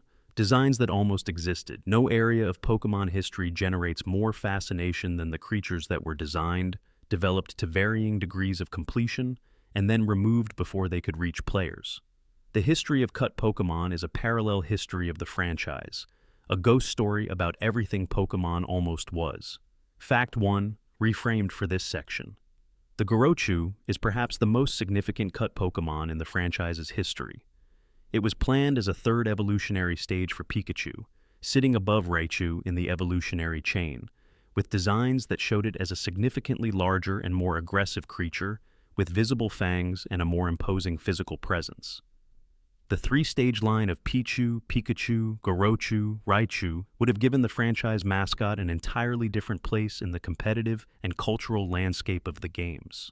Gorochu was cut because the development team felt 2 stages was sufficient, and the addition of a more fearsome final form might undermine the commercial appeal of Pikachu's design, which was specifically calibrated to be friendly and approachable. The decision to keep Pikachu as a middle-stage creature rather than a final form is part of what gave the mascot its particular cultural texture. The franchise's history contains hundreds of similar decisions, moments where a design was developed and then set aside. The Space World demo revealed a water-type line based on fish that would have introduced a water and steel dual typing decades before Empoleon arrived in Diamond and Pearl. The line would have started as a small fish called Sunmola, evolved into a shark called Ankorge, and culminated in an eel-like creature called Grotesse. Both Ankorge and Grotesse were water and steel type, a combination that the competitive community has long considered underrepresented. If this line had shipped, the type combination would have had examples in the earliest games, rather than waiting until Generation 4. There were also beta designs for creatures that appear to have been early versions of Pokémon that eventually shipped in heavily altered forms. The beta Espeon sprite from the Space World demo is significantly different from the Espeon that appeared in the final game, with different proportions and what appears to be different coloration. The beta Marill, which appeared at that time under the name Pikablue in a famous case of playground mythology that spread worldwide before the games launched, had proportions that were somewhat different from the final design. Pikablue is perhaps the most famous example of a Pokémon rumor that spread beyond any control. Children across the world believed they had heard about a secret water-type Pikachu. The reality was a pre-release design for what became Marill, seen in footage from the Pokémon movie and misidentified. The Pokémon known in fan communities as Kurusu is another cut design from the Gold and Silver era that has generated sustained interest. It was apparently a small, dark-type creature with a distinctive visual design that some fans believe influenced the eventual creation of Sableye, which shares certain visual DNA with the concept sketches. Game Freak's design process involves enormous amounts of exploratory work that never becomes finished product, and the fraction of it that has been revealed through leaks represents only a small window into a much larger history of imagined creatures. The Beta Blissey designs, which were originally quite different from the friendly caretaker aesthetic of the final product, suggest that even Pokémon whose eventual designs feel inevitable and correct went through significant iteration. There is a version of Pokémon Gold and Silver in which Blissey is a darker and more ambiguous design, in which the normal type healer has edges that were eventually smoothed away. Understanding this is part of understanding how design works. The friendly, approachable, commercially safe design is rarely the first thing anyone drew. It is the result of selection and refinement and often multiple rounds of redesign. What is most interesting about the history of cut Pokémon is not any individual design, but the pattern it reveals. Game Freak was always exploring much more varied, much darker, much more conceptually ambitious territory than what made it through the filter to the finished games. The franchise we know is the result of selective pressure, of decisions made under constraint, of corporate calculation and hardware limitation and simple time pressure. The franchise we might have had, glimpsed through demos and leaks and design documents, is simultaneously more chaotic and more fascinating. Part 14. Sound Design Secrets. The music nobody noticed. The music of Pokémon is one of the most immediately recognizable bodies of work in the history of video games. But the sonic world of the franchise has hidden depths that most players have never consciously registered. Details embedded in the audio design that reward attention in ways most players never give it. Junichi Masuda, who composed the music for the early games, and who eventually became one of the key directors of the mainline series, made deliberate choices throughout the original soundtrack that reflected the emotional and environmental design intentions of each location. The distinction between the music for towns and the music for routes is not just a matter of energy level, it reflects an intentional difference in harmonic character. Towns use warmer, more resolved harmonies.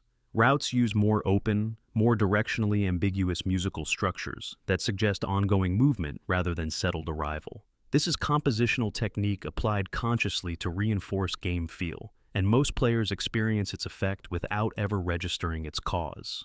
The cry system in the original games, the distinctive sounds each Pokémon makes when it enters battle, was constrained by the Game Boy's audio hardware in ways that forced creative solutions. Each cry had to be generated from a very small amount of data using the system's channel-based sound generation. Many of the most recognizable Pokémon cries, including the sound associated with Pikachu in the games before it was replaced by the anime voice in later titles, are the product of these hardware constraints translated into something immediately distinctive. The limitations created the identity. In the Japanese original Red and Green, several Pokémon had cries that were judged by the localization team to be too harsh for the small speaker of the Game Boy in a Western children's market. These cries were modified or replaced for the international release. The Pidgey cry, mentioned in general Pokémon lore discussions, is one example. Charizard's roar is another, which in the Japanese originals was a heavier, more distorted sound that was softened for the international games. These differences are audible if you compare the ROMs directly, and they represent a version of the Pokémon soundscape that most players have never heard. The Lavender Town music represents a particularly significant case of deliberate sonic atmosphere.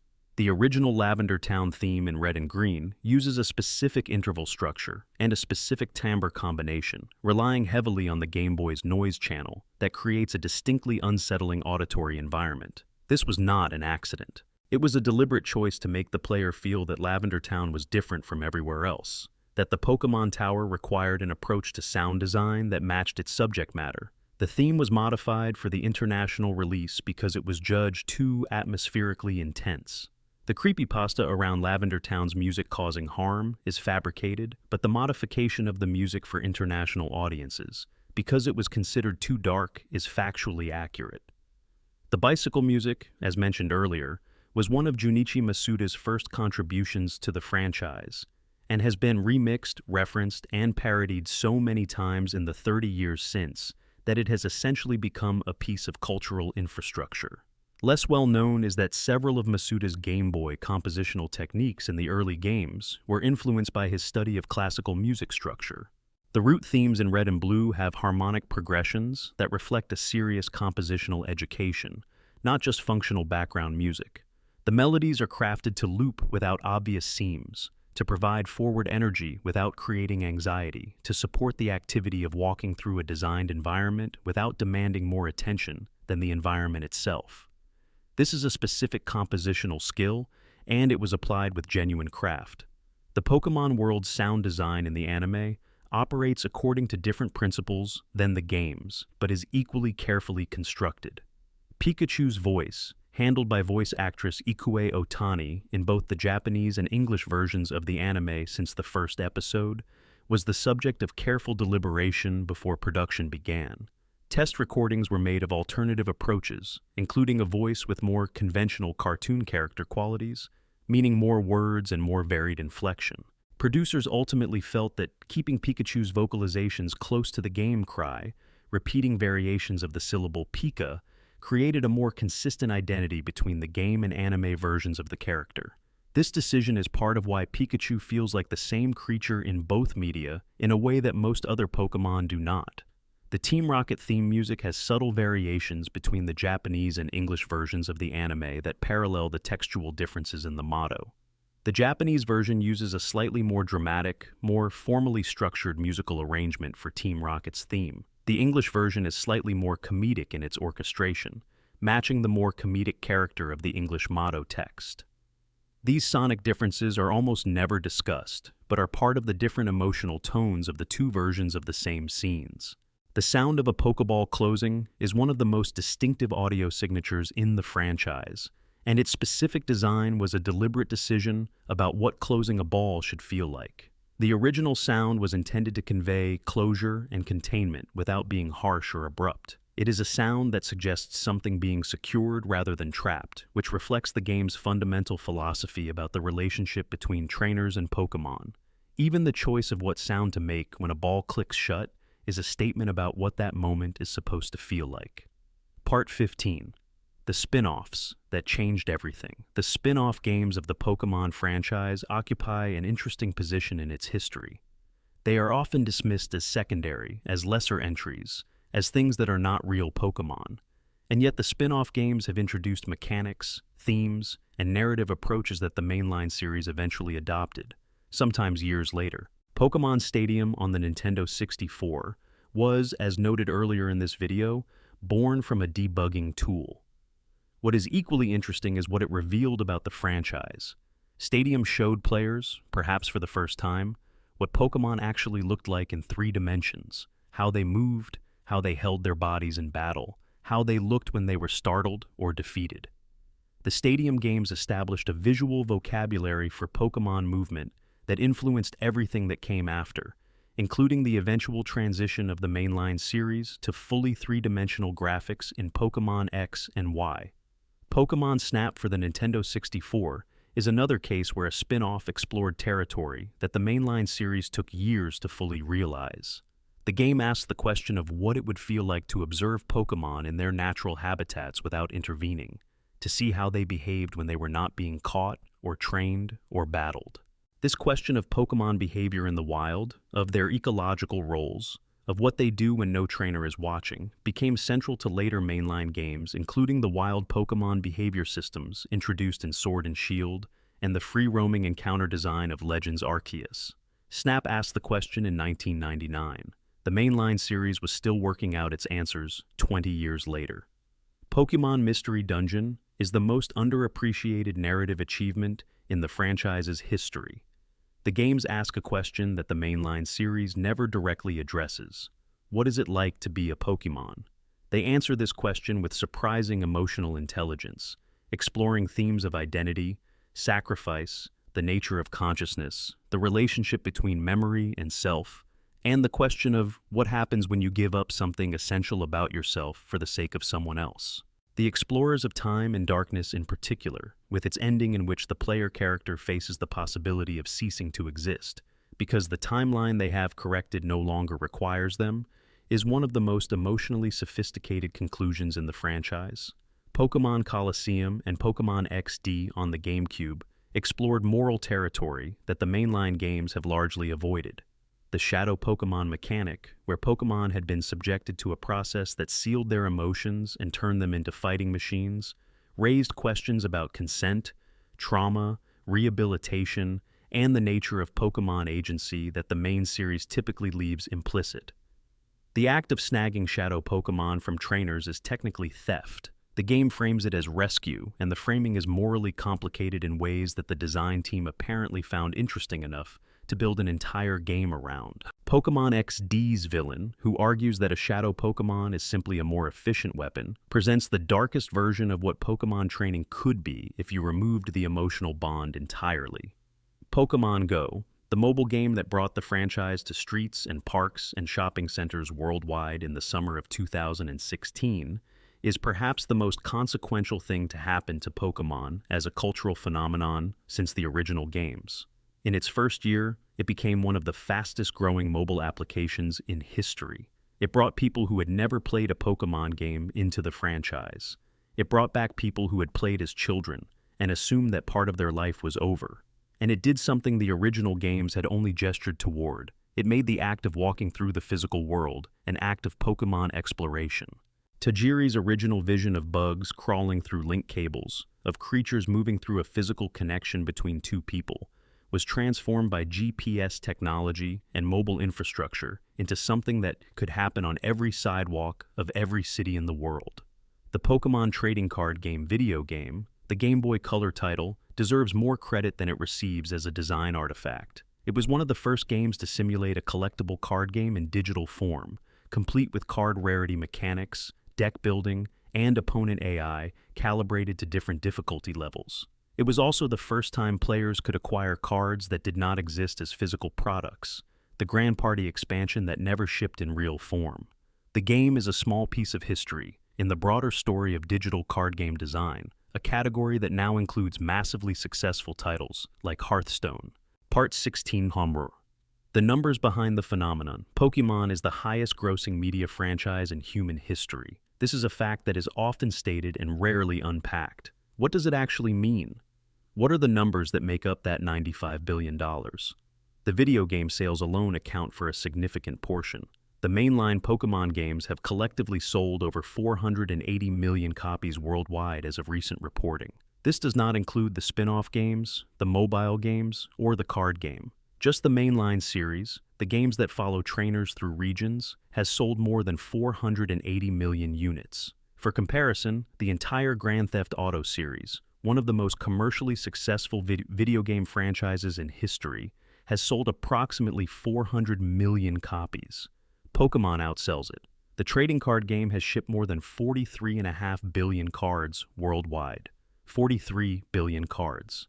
In the period between 2020 and 2022, during the pandemic-era card collecting boom, the TCG experienced demand so extreme that major retailers in multiple countries had to implement purchasing limits and introduce anti-scalping policies.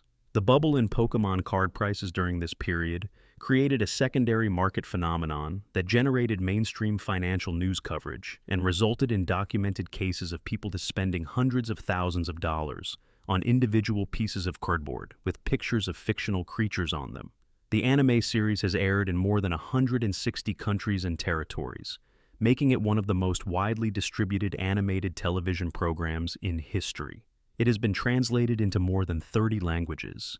It ran continuously for 25 years, with Ash Ketchum as its protagonist, from April of 1997 to March of 2023. This is an extraordinary run for any animated series, let alone one featuring the same central character throughout. The Pokemon movies have grossed over $600 million worldwide in theatrical release.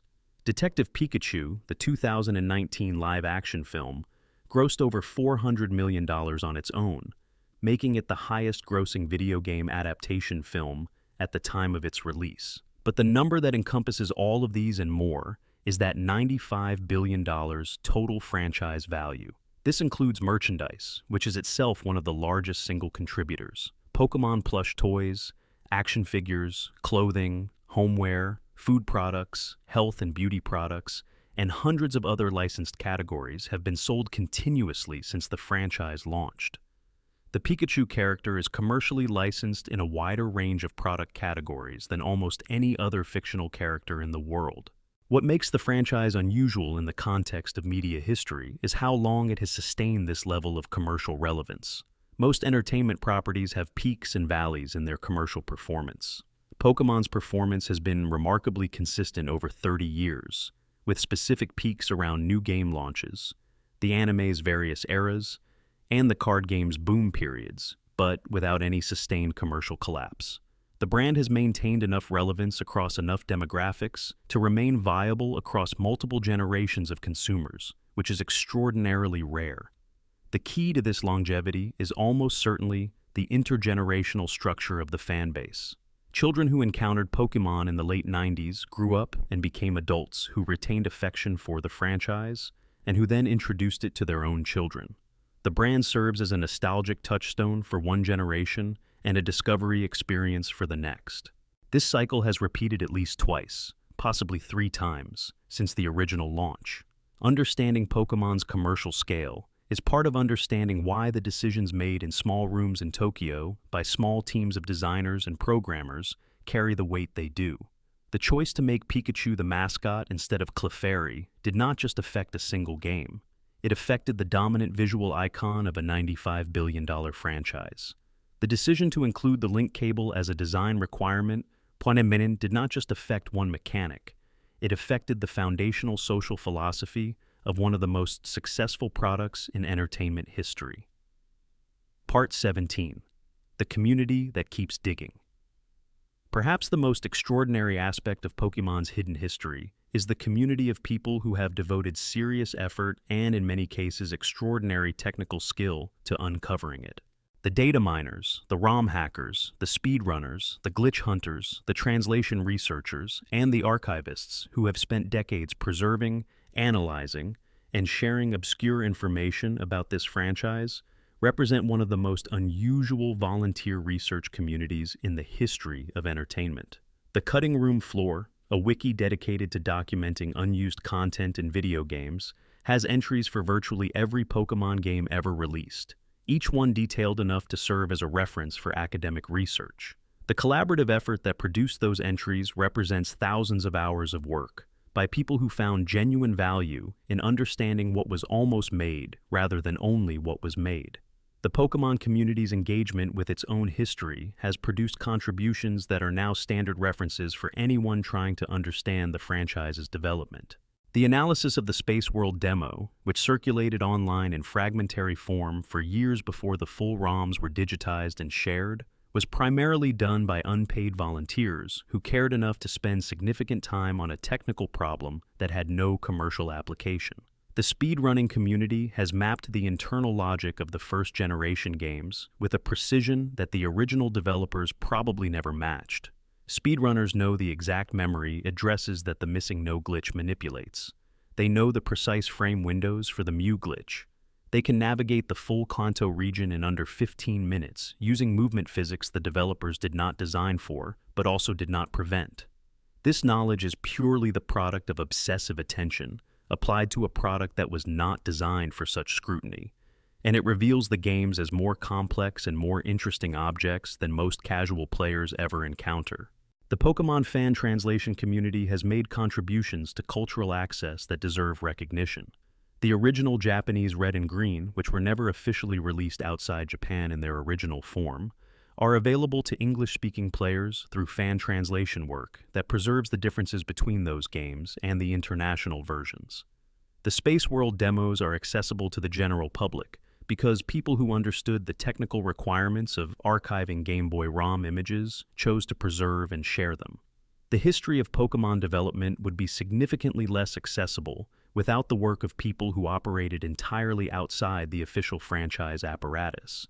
What this community's work reveals, ultimately, is that Pokémon is not just a commercial property. It is a cultural text with a history that is worth understanding, a design history that illuminates how games get made, a creative history that shows how imagination navigates constraint, and a business history that demonstrates what happens when a small, nearly bankrupt company makes something that the world decides it needs. The people who dig into these hidden layers are not wasting their time. They are doing something real, preserving and analyzing a significant chapter of cultural history, finding the things that were almost lost, holding up the stones and looking at what is underneath. Final section. A letter to the franchise. 30 years. That is how long it has been since 2 grainy Game Boy cartridges appeared in Japanese stores on February 27, 1996, developed by a small company that had nearly gone bankrupt making them, built around the childhood memories of a man who collected insects in a suburb that was slowly disappearing under concrete. The games were not technically impressive. The graphics were outdated. The sound was scratchy and limited. The story was minimal, and yet, children picked them up, started walking through the tall grass of Pallet Town, and discovered something that has not left them since. The specific feeling of finding something you did not know was there. The specific joy of watching a creature you have traveled with become something new. The specific intimacy of giving something a name and calling it yours. 130 facts. 130 windows into the space between what Pokémon is and what it could have been, what was cut, what was hidden, what was left to age quietly in the code, like old furniture in a room no one visits anymore. A drunk old man in Viridian City, a ghost with a scrambled sprite on a rocky coastline, a tiger Pokémon that never got past a demo, a girl's dead grandfather carrying his own face in his hand, a carp that becomes a dragon if it swims upstream long enough. There is a version of Pokémon history that is entirely about the product, the units shipped, the revenue generated, the IP licensing agreements, the quarterly earnings calls. That history is real and it matters. But there is another history, the one that lives in the details, in the decisions made by people who cared deeply about something they were building and left traces of that care in places most people never look. That history is what these videos are trying to find. The franchise continues. New generations of Pokémon are designed and released. New children discover the tall grass for the first time. New data miners open new ROMs and find new remnants of things that were almost made. The history keeps accumulating, and somewhere in a suburb of Tokyo that is now completely swallowed by the city, the rice paddies and forests and wild patches of ground that shaped one child's imagination are gone. But the feeling of lifting a stone and finding something alive underneath that has been transmitted to billions of people across 30 years in a form that Satoshi Tajiri probably could not have predicted and definitely could not have designed, that is what it is. That is why it matters. Thank you for watching. Thank you for being here. Please subscribe if you have not already. Drop a like if any of this resonated with you, and leave a comment with the fact that surprised you most. I read every single one. Until next time, take care of yourselves. Part 18. The regional forms, the fusions, and the road not taken. One of the most radical design concepts in the franchise's history arrived in Pokémon Sun and Moon in 2016. Regional variants, Pokémon that had adapted to the specific environmental conditions of the Alola region in ways that changed their type, their appearance, and often their mechanical identity substantially. Alolan Raichu became a psychic type. Alolan Vulpix became ice type. Alolan Exeggutor became a towering dragon type with a neck so long it borders on parody. These design choices were celebrated as creative and bold. And they were. But they were also, in a sense, the completion of a design philosophy that had been present in the game's DNA from the beginning and that had been previously explored only in much more modest ways. The idea of Pokémon that had adapted to different environments, that were the same creature in different forms depending on where they lived and how they evolved, was embedded in the logic of the franchise from Generation 1. Geodude, Machamp, and Tentacruel are all visually themed around specific environments. The question of what a Pokémon becomes when it adapts to a radically different climate or ecosystem is implicit in every Pokémon that has a habitat description in its Pokédex entry. Regional forms made that implicit question explicit. What most players do not know is that regional adaptation concepts existed in Game Freak's design discussions significantly earlier than Sun and Moon. There is evidence in cut content and design documents from earlier generations of Pokémon that differentiated forms based on regional conditions were considered and not implemented, possibly due to the complexity of managing the additional data and the additional card game implications. The specific execution in Sun and Moon was new. The concept itself was considerably older. The design of Mega Evolution in Pokémon X and Y, as discussed earlier, went through the change from permanent to temporary forms. What is worth considering is the implications of the permanent version. A permanent Mega Evolution would have been a true third evolutionary stage, adding a new tier to the evolutionary hierarchy of dozens of Pokémon simultaneously. The trading card game implications alone would have been enormous. The competitive implications would have been virtually unmanageable. The decision to make Mega Evolution temporary was not just a balanced decision. It was a structural decision about the complexity of the franchise's design space, a recognition that adding permanent new evolutionary stages to dozens of Pokémon at once would require reworking systems across the entire franchise. Pokémon Scarlet and Violet's convergent Pokémon, creatures that have evolved to resemble existing Pokémon through parallel evolution rather than sharing ancestry, is one of the most conceptually sophisticated design additions the franchise has made in its recent history. The Wiglet, which resembles a Diglett but is an entirely unrelated sea creature that evolved a similar shape through convergent evolution, is a direct application of a real evolutionary biology concept to Pokémon design. The franchise has always been rooted in biology as a source of design inspiration, but the explicit engagement with convergent evolution as a design principle represents a new level of conceptual sophistication. The idea of Pokémon fusions, creatures that are combinations of two existing Pokémon, has circulated as a fan concept since the early days of the franchise, and was apparently considered in an official capacity at some point in early development before being rejected. Game Freak's stated reason for rejecting the concept was that it undermined the individual identity of each species, which they considered central to the franchise's appeal. The individuality of each Pokémon, the sense that each creature is a specific thing with its own characteristics rather than an assembly of parts from other things, is a design philosophy that has guided the franchise consistently. This philosophy is part of what explains the rejection of the Pokémon fusion concept, while also explaining the embrace of Pokémon like Mewtwo and its relationship to Mew. Mewtwo is not a fusion. It is an independent creature created through genetic modification of Mew's DNA, but it is not Mew combined with something else. It has its own complete identity. The distinction may seem subtle, but it reflects a consistent design principle about what a Pokémon is: a complete, individual thing, not an assembly. Part 19. Dark Corners of the Pokédex. Lore. Most players miss the Pokédex in every Pokémon game is a compendium of brief descriptions of each creature. Most players read a Pokédex entry once when they first encounter a new Pokémon and never revisit it. This is understandable. There are hundreds of entries across hundreds of games. But the Pokédex entries, taken as a collective body of text, contain some of the most unsettling, most philosophically complex, and most emotionally resonant world-building in the franchise. Chandelure, the Ghost and Fire-type Chandelier Pokémon introduced in Black and White, has Pokédex entries across multiple games describing how it burns the spirit of a person it captures, while leaving the person's body intact, walking around as an empty shell. The implication is that being captured by a Chandelure is a fate worse than death, since your body continues to exist and move while your soul is gone.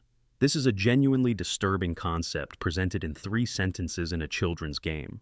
Froslass, the ice and ghost type introduced in Diamond and Pearl, is described in certain entries as the soul of a woman who froze to death in the mountains, who now freezes travelers to add them to her collection of frozen bodies. She is a predator who uses the appearance of beauty and grace to lure people to their deaths and then preserves their frozen corpses as decorations.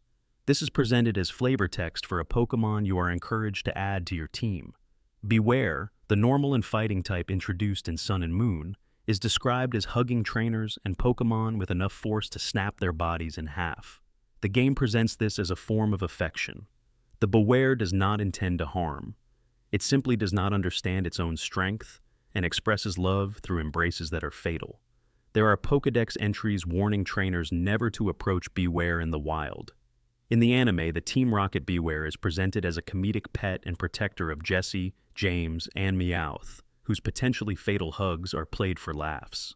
Hypno, the psychic type introduced in Generation 1, is described in its Pokédex entries as walking around with a pendulum, hypnotizing passing children and carrying them away.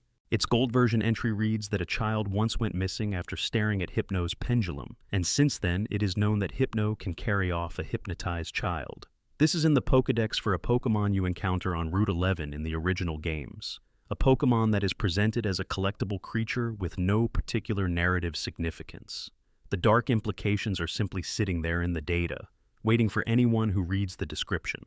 Cursola, the ghost-type evolution of Corsola introduced in the Galar region, has a Pokédex entry in Shield that reads, "Its terrifying screams and howls express the sorrow of a Pokémon whose body and heart were both eaten away." Corsola is a cute coral Pokémon. Galarian Corsola is a ghost coral, representing a Pokémon that has died, apparently through environmental damage to the reef ecosystem. The flavor text across the Galarian Corsola and Cursola entries is widely read as environmental commentary about coral bleaching. If this reading is correct, Game Freak embedded a meditation on ecological loss into the Pokédex entries of an evolution line in a children's game. The Pokédex entries for the Ultra Beast Nihilego describe a creature that bonds parasitically with humans and Pokémon, merging with them and amplifying their power while destroying their reason and eventually killing them. The Ultra Recon Squad in Sun and Moon, upon detailed reading, appears to contain at least one character who has been permanently altered by long-term contact with Nihilego, exhibiting personality changes consistent with the parasitic influence the Pokédex describes.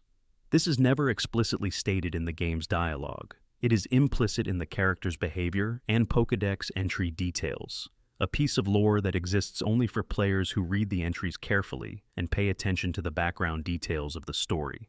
The entire Pokédex, read with full attention, is not a collection of brief monster descriptions.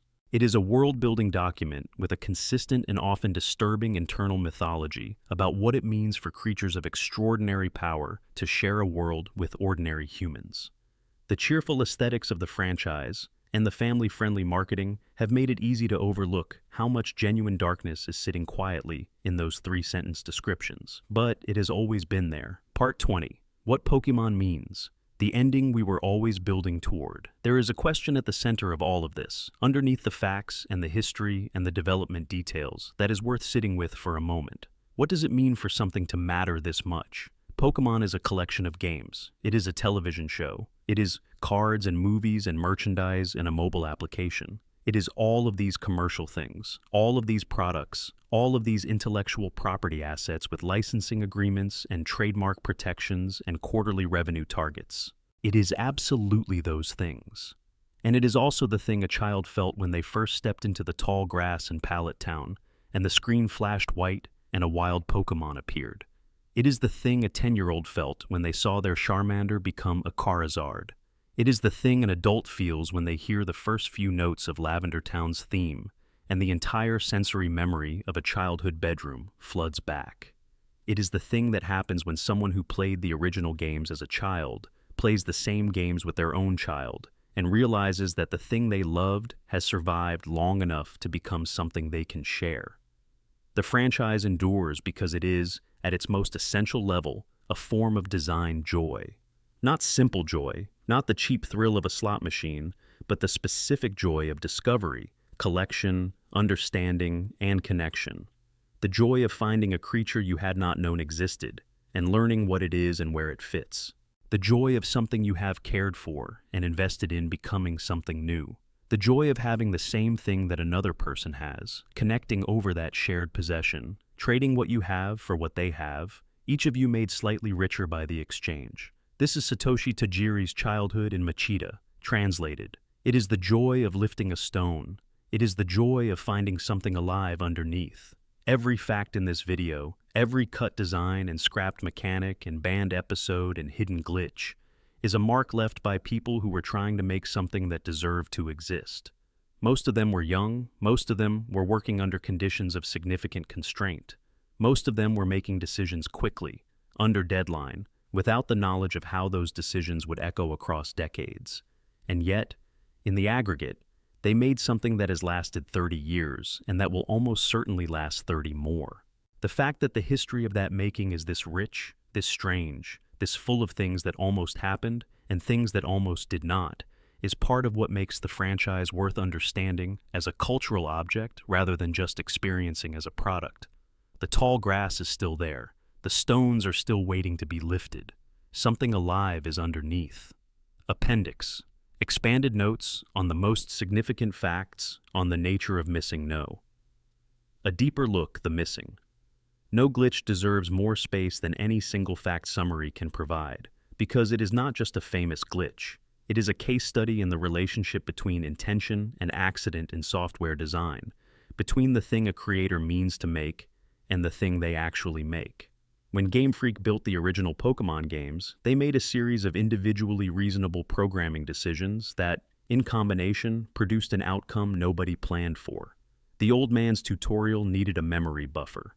That buffer happened to share space with encounter data. Cinnabar's Coast happened to lack a specified encounter table. The three conditions aligned, and Missing No emerged from the gap between them. This kind of emergent behavior, where the combination of individually sensible decisions produces something unexpected at the boundaries, is not unusual in software development. What is unusual is that the unexpected outcome became one of the most culturally resonant artifacts of the game. Missing No is famous not just because it is a glitch, but because it looks like something. The scrambled pixel sprite has a visual quality that players in the 90s interpreted as menacing, as otherworldly, as evidence that something was hidden deliberately. The appearance of intentionality in an accidental outcome is part of what made Missing No into a legend, rather than just a known bug. The item duplication effect added a practical dimension that purely aesthetic glitches lack. Missing No was not just interesting to encounter, it was useful. You could get 128 rare candies. You could get 128 Master Balls. The glitch had an application, and that application meant that players who had heard about it were motivated to seek it out, rather than simply avoid it. A glitch that gives you something is fundamentally different in player psychology from a glitch that only breaks things. The mythology around Missing No also reveals something about how information spread among children in the pre-internet era.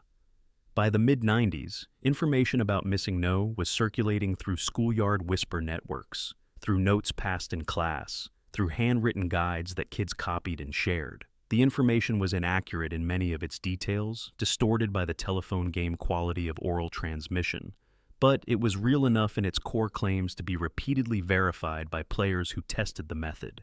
This was how knowledge worked before search engines.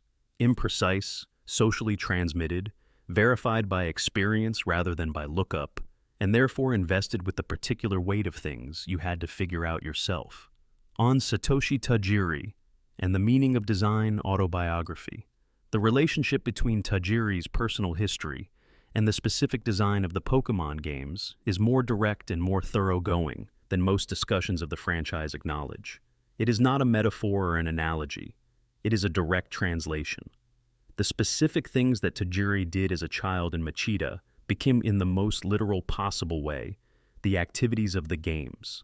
Bug collecting became Pokemon catching. The experience of trading insects with friends became the trading mechanic. The specific joy of finding a new species for the first time became the encounter design. The notebook in which Tajiri recorded his findings became the Pokédex. Understanding this relationship changes how you understand everything else about the franchise. The reason the games emphasize collection over combat, the reason the fundamental loop of the games is about finding and having rather than winning, the reason the games are so specifically calibrated to the pleasure of discovery rather than the pleasure of mastery, is that they were designed around the memory of an activity that was fundamentally about collection and discovery. Battles are a mechanism in the Pokemon games. Collection is the soul of them, and that soul came from a specific childhood, a specific person, a specific way of moving through the world. This is also why the franchise has such unusual emotional durability. The Pokemon games are not engaging a player's desire for challenge or their desire for narrative resolution, at least not primarily. They are engaging something more fundamental, the desire to find, to have, to know. These are desires that do not age out of people. They are present in children and in adults. They are present in people who grew up with the franchise and in people who encounter it for the first time as adults. The emotional hook of Pokemon is calibrated to something basic enough about human psychology that it does not require any particular cultural context to activate. On the trading card game and the nature of value, the Pokemon trading card game has become, in the 2020s, one of the most financially significant collectible markets in the world. The prices that graded cards achieve at auction, prices in the hundreds of thousands of dollars for specific individual cards, represent a genuinely unusual case study in how value is constructed around objects. The monetary value of a first edition shadowless holographic Charizard is not inherent to the object. It is constructed from a combination of factors: historical position in the franchise's timeline, relative scarcity compared to later printings, the specific cultural weight of the Charizard character, the nostalgic associations of the original base set, and the social dynamics of a collector community that has decided these factors matter. Remove any one of them, and the value changes dramatically. The card is paper and ink. Its price is the collective agreement of a community about what that specific piece of paper and ink means. This is true of all collectibles, of course, but the Pokemon card market makes the constructed nature of the value unusually visible because the franchise is recent enough that we can trace the construction. We know when the shadowless cards were printed. We know how the collector community developed. We know the specific auctions that established price records and how those records influenced subsequent valuations. The Charizard card is worth what it is worth because a sufficient number of people who care about it have agreed that it is worth that, and that agreement is robust enough to produce transactions at those prices. The franchise's commercial success and the card game's collector market are related phenomena, but they are not the same phenomenon. The games, the anime, and the merchandise draw their value from the experience they provide. The collector market draws its value from history, scarcity, and cultural consensus. Both are legitimate forms of value. Understanding the distinction between them is part of understanding what Pokemon actually is as a cultural object. On the Pokemon community and fan creation, the Pokemon fan community has produced an extraordinary body of creative work in the 30 years since the franchise launched. Fan art, fan fiction, fan games, fan translations, competitive theory, data mining analysis, community wikis, and the entire subculture of ROM hacking all represent forms of engagement with the franchise that go far beyond passive consumption. The ROM hacking tradition in particular has produced games that are, in some cases, genuinely impressive creative works in their own right. Pokémon Unbound, Pokémon Gaia, Pokémon Rejuvenation, and dozens of other fan games have introduced new regions, new stories, new mechanics, and new Pokémon designs that demonstrate the creative potential of the franchise's design vocabulary when applied with skill and intention. These games exist in a legally gray area, built on proprietary software without official permission, but they have introduced elements that the community has valued highly enough that some of their innovations have arguably influenced the direction of official titles. The competitive Pokémon community has developed a body of strategic theory and practice that rivals the complexity of professional-level play in games specifically designed for competitive play. The metagame, the constantly evolving understanding of which Pokémon movesets and strategies are effective at the highest level of competitive play, is a living document that changes with every new game release, every new discovered interaction, every new dominant strategy and its counter. The competitive community maintains databases, ladders, team-building tools, and analytical frameworks that represent a substantial collective intellectual investment. The fan translation community has made contributions to cultural access that deserve specific recognition in any account of the franchise's history. They have made games accessible in languages the official localization never reached. They have preserved pre-release demos that the official record would not have made available. They have documented differences between regional versions of games that official sources have never acknowledged. This work is done entirely without commercial motivation, out of a genuine belief that the history and the content matter enough to be preserved and made accessible. These community contributions are not peripheral to the story of Pokémon. They are part of it. The franchise's meaning is not fully contained in the official products. It is also located in the things the community has made and said and preserved and argued about and loved. The history of Pokémon includes the history of what its community has done with it. The world Pokémon built. A final meditation. In the summer of 2016, something happened to parks and streets, and sidewalks that had not happened before. People who did not know each other gathered in public spaces for a shared purpose. Not a protest, not a festival, not a concert, but a mobile game about catching fictional creatures. They stood around Pokestops and gyms with their phones out, quietly participating in a collective activity that had no precedent in the history of public space. Cities saw pedestrian traffic in parts of their downtown areas that had been quiet for years. Parks were full at times of day and all night that parks are not typically full. Strangers stopped other strangers to ask them what level they were. Pokémon Go was not just a game. It was a demonstration of what the franchise's core values look like when they are applied to the physical world. The act of walking through a specific location and finding a creature there. The act of meeting another person who has the same creature, or a different one, or who is playing on the opposing team. The act of sharing information, trading resources, building community around a shared collection activity.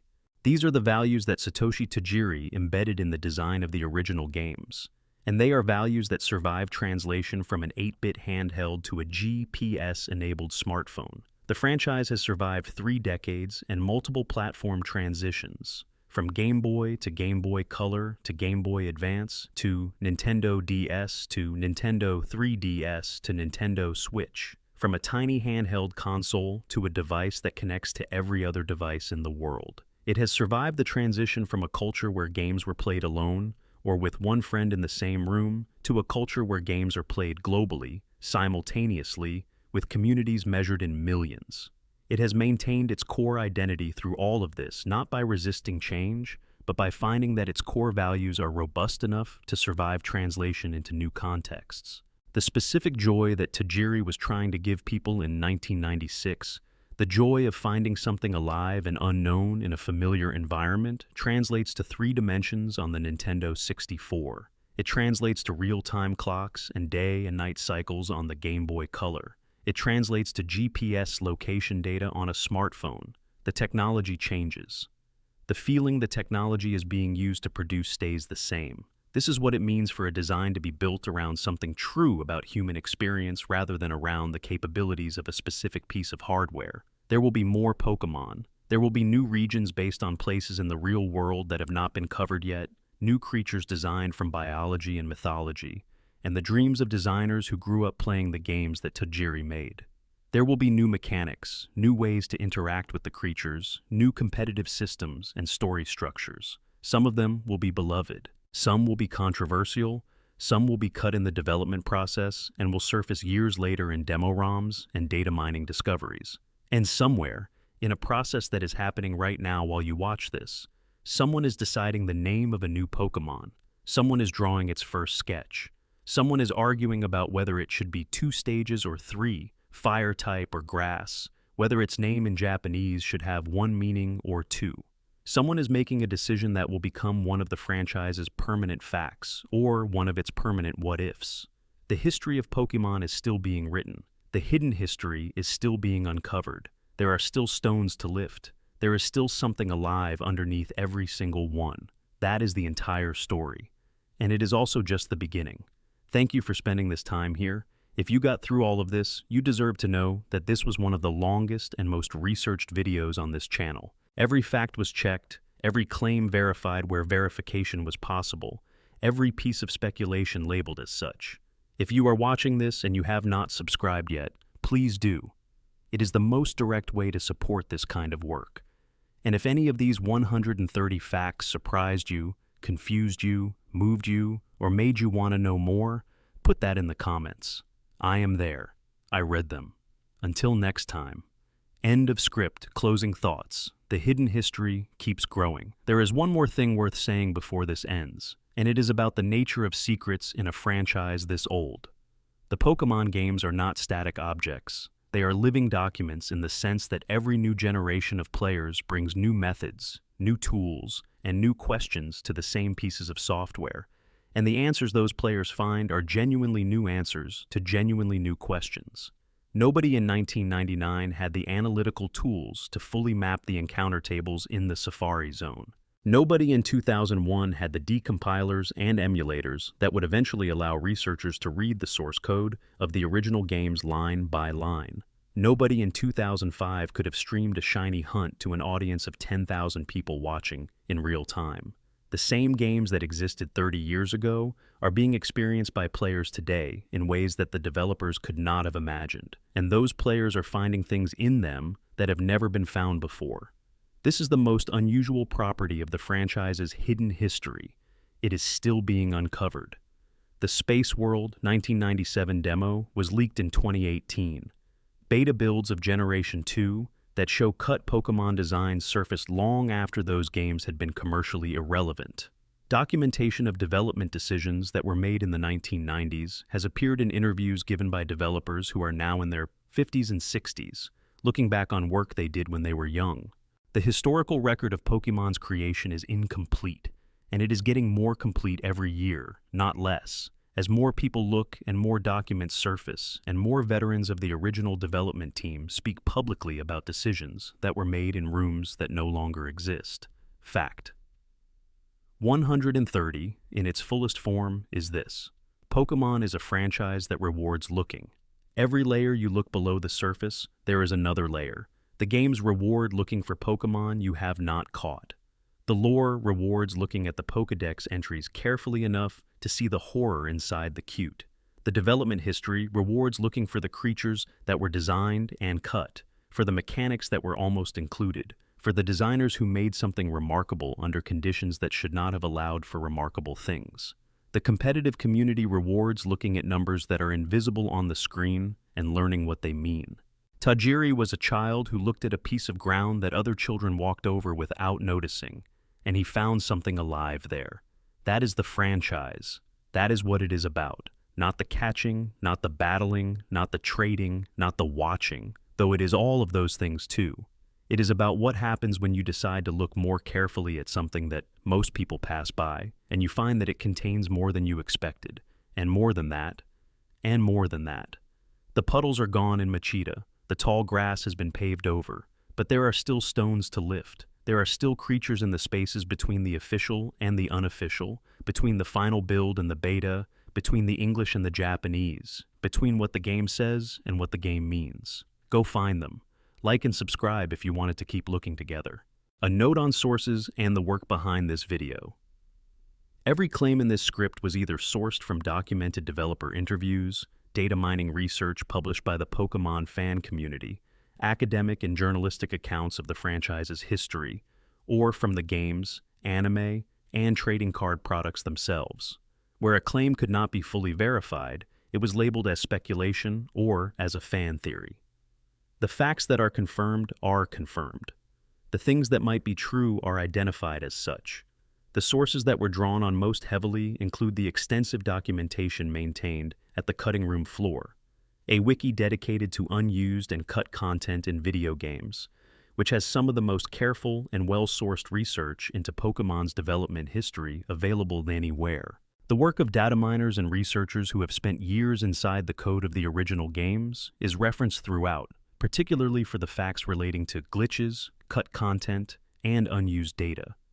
Developer interviews published by sources including Game Informer, Polygon, Kotaku, Nintendo Life, and various Japanese gaming publications over the years provided the accounts of development decisions that came from the people who made them. The history of the Pokémon trading card game draws significantly on the work of collector communities and journalists who have documented the Wizards of the Coast era, including the comprehensive archive of tournament results, set releases, and market data that the TCG community has maintained. The accounts of specific valuable cards and their auction histories are drawn from publicly reported auction results and collector databases. The anime history draws on fan documentation, episode guides, and the work of researchers who have specifically studied the censorship and localization history of the series. The banned and edited episode information is well documented in multiple sources and has been reported by mainstream games journalism. The development history of the original games, particularly the account of Satoshi Tajiri's childhood and the founding of Game Freak, draws on Tajiri's own statements and interviews, a profile published in Time magazine in 1999, and the documentary coverage of the franchise's origins that has been produced over the years. These accounts are consistent across sources, and the biographical facts are not disputed. What is presented here is as accurate as careful research can make it. The Pokémon franchise is large enough, and its history complicated enough, that no single account can be comprehensive. But the 130 facts in this video represent a genuine effort to get things right, to check what can be checked, and to be honest about what cannot. The franchise deserves that level of care. So do the people who made it, and so do you for spending this much time with it. Sleep well, go catch something. The channel is here whenever you need it. There is always more to find. Thank you for being here. Really, it means everything.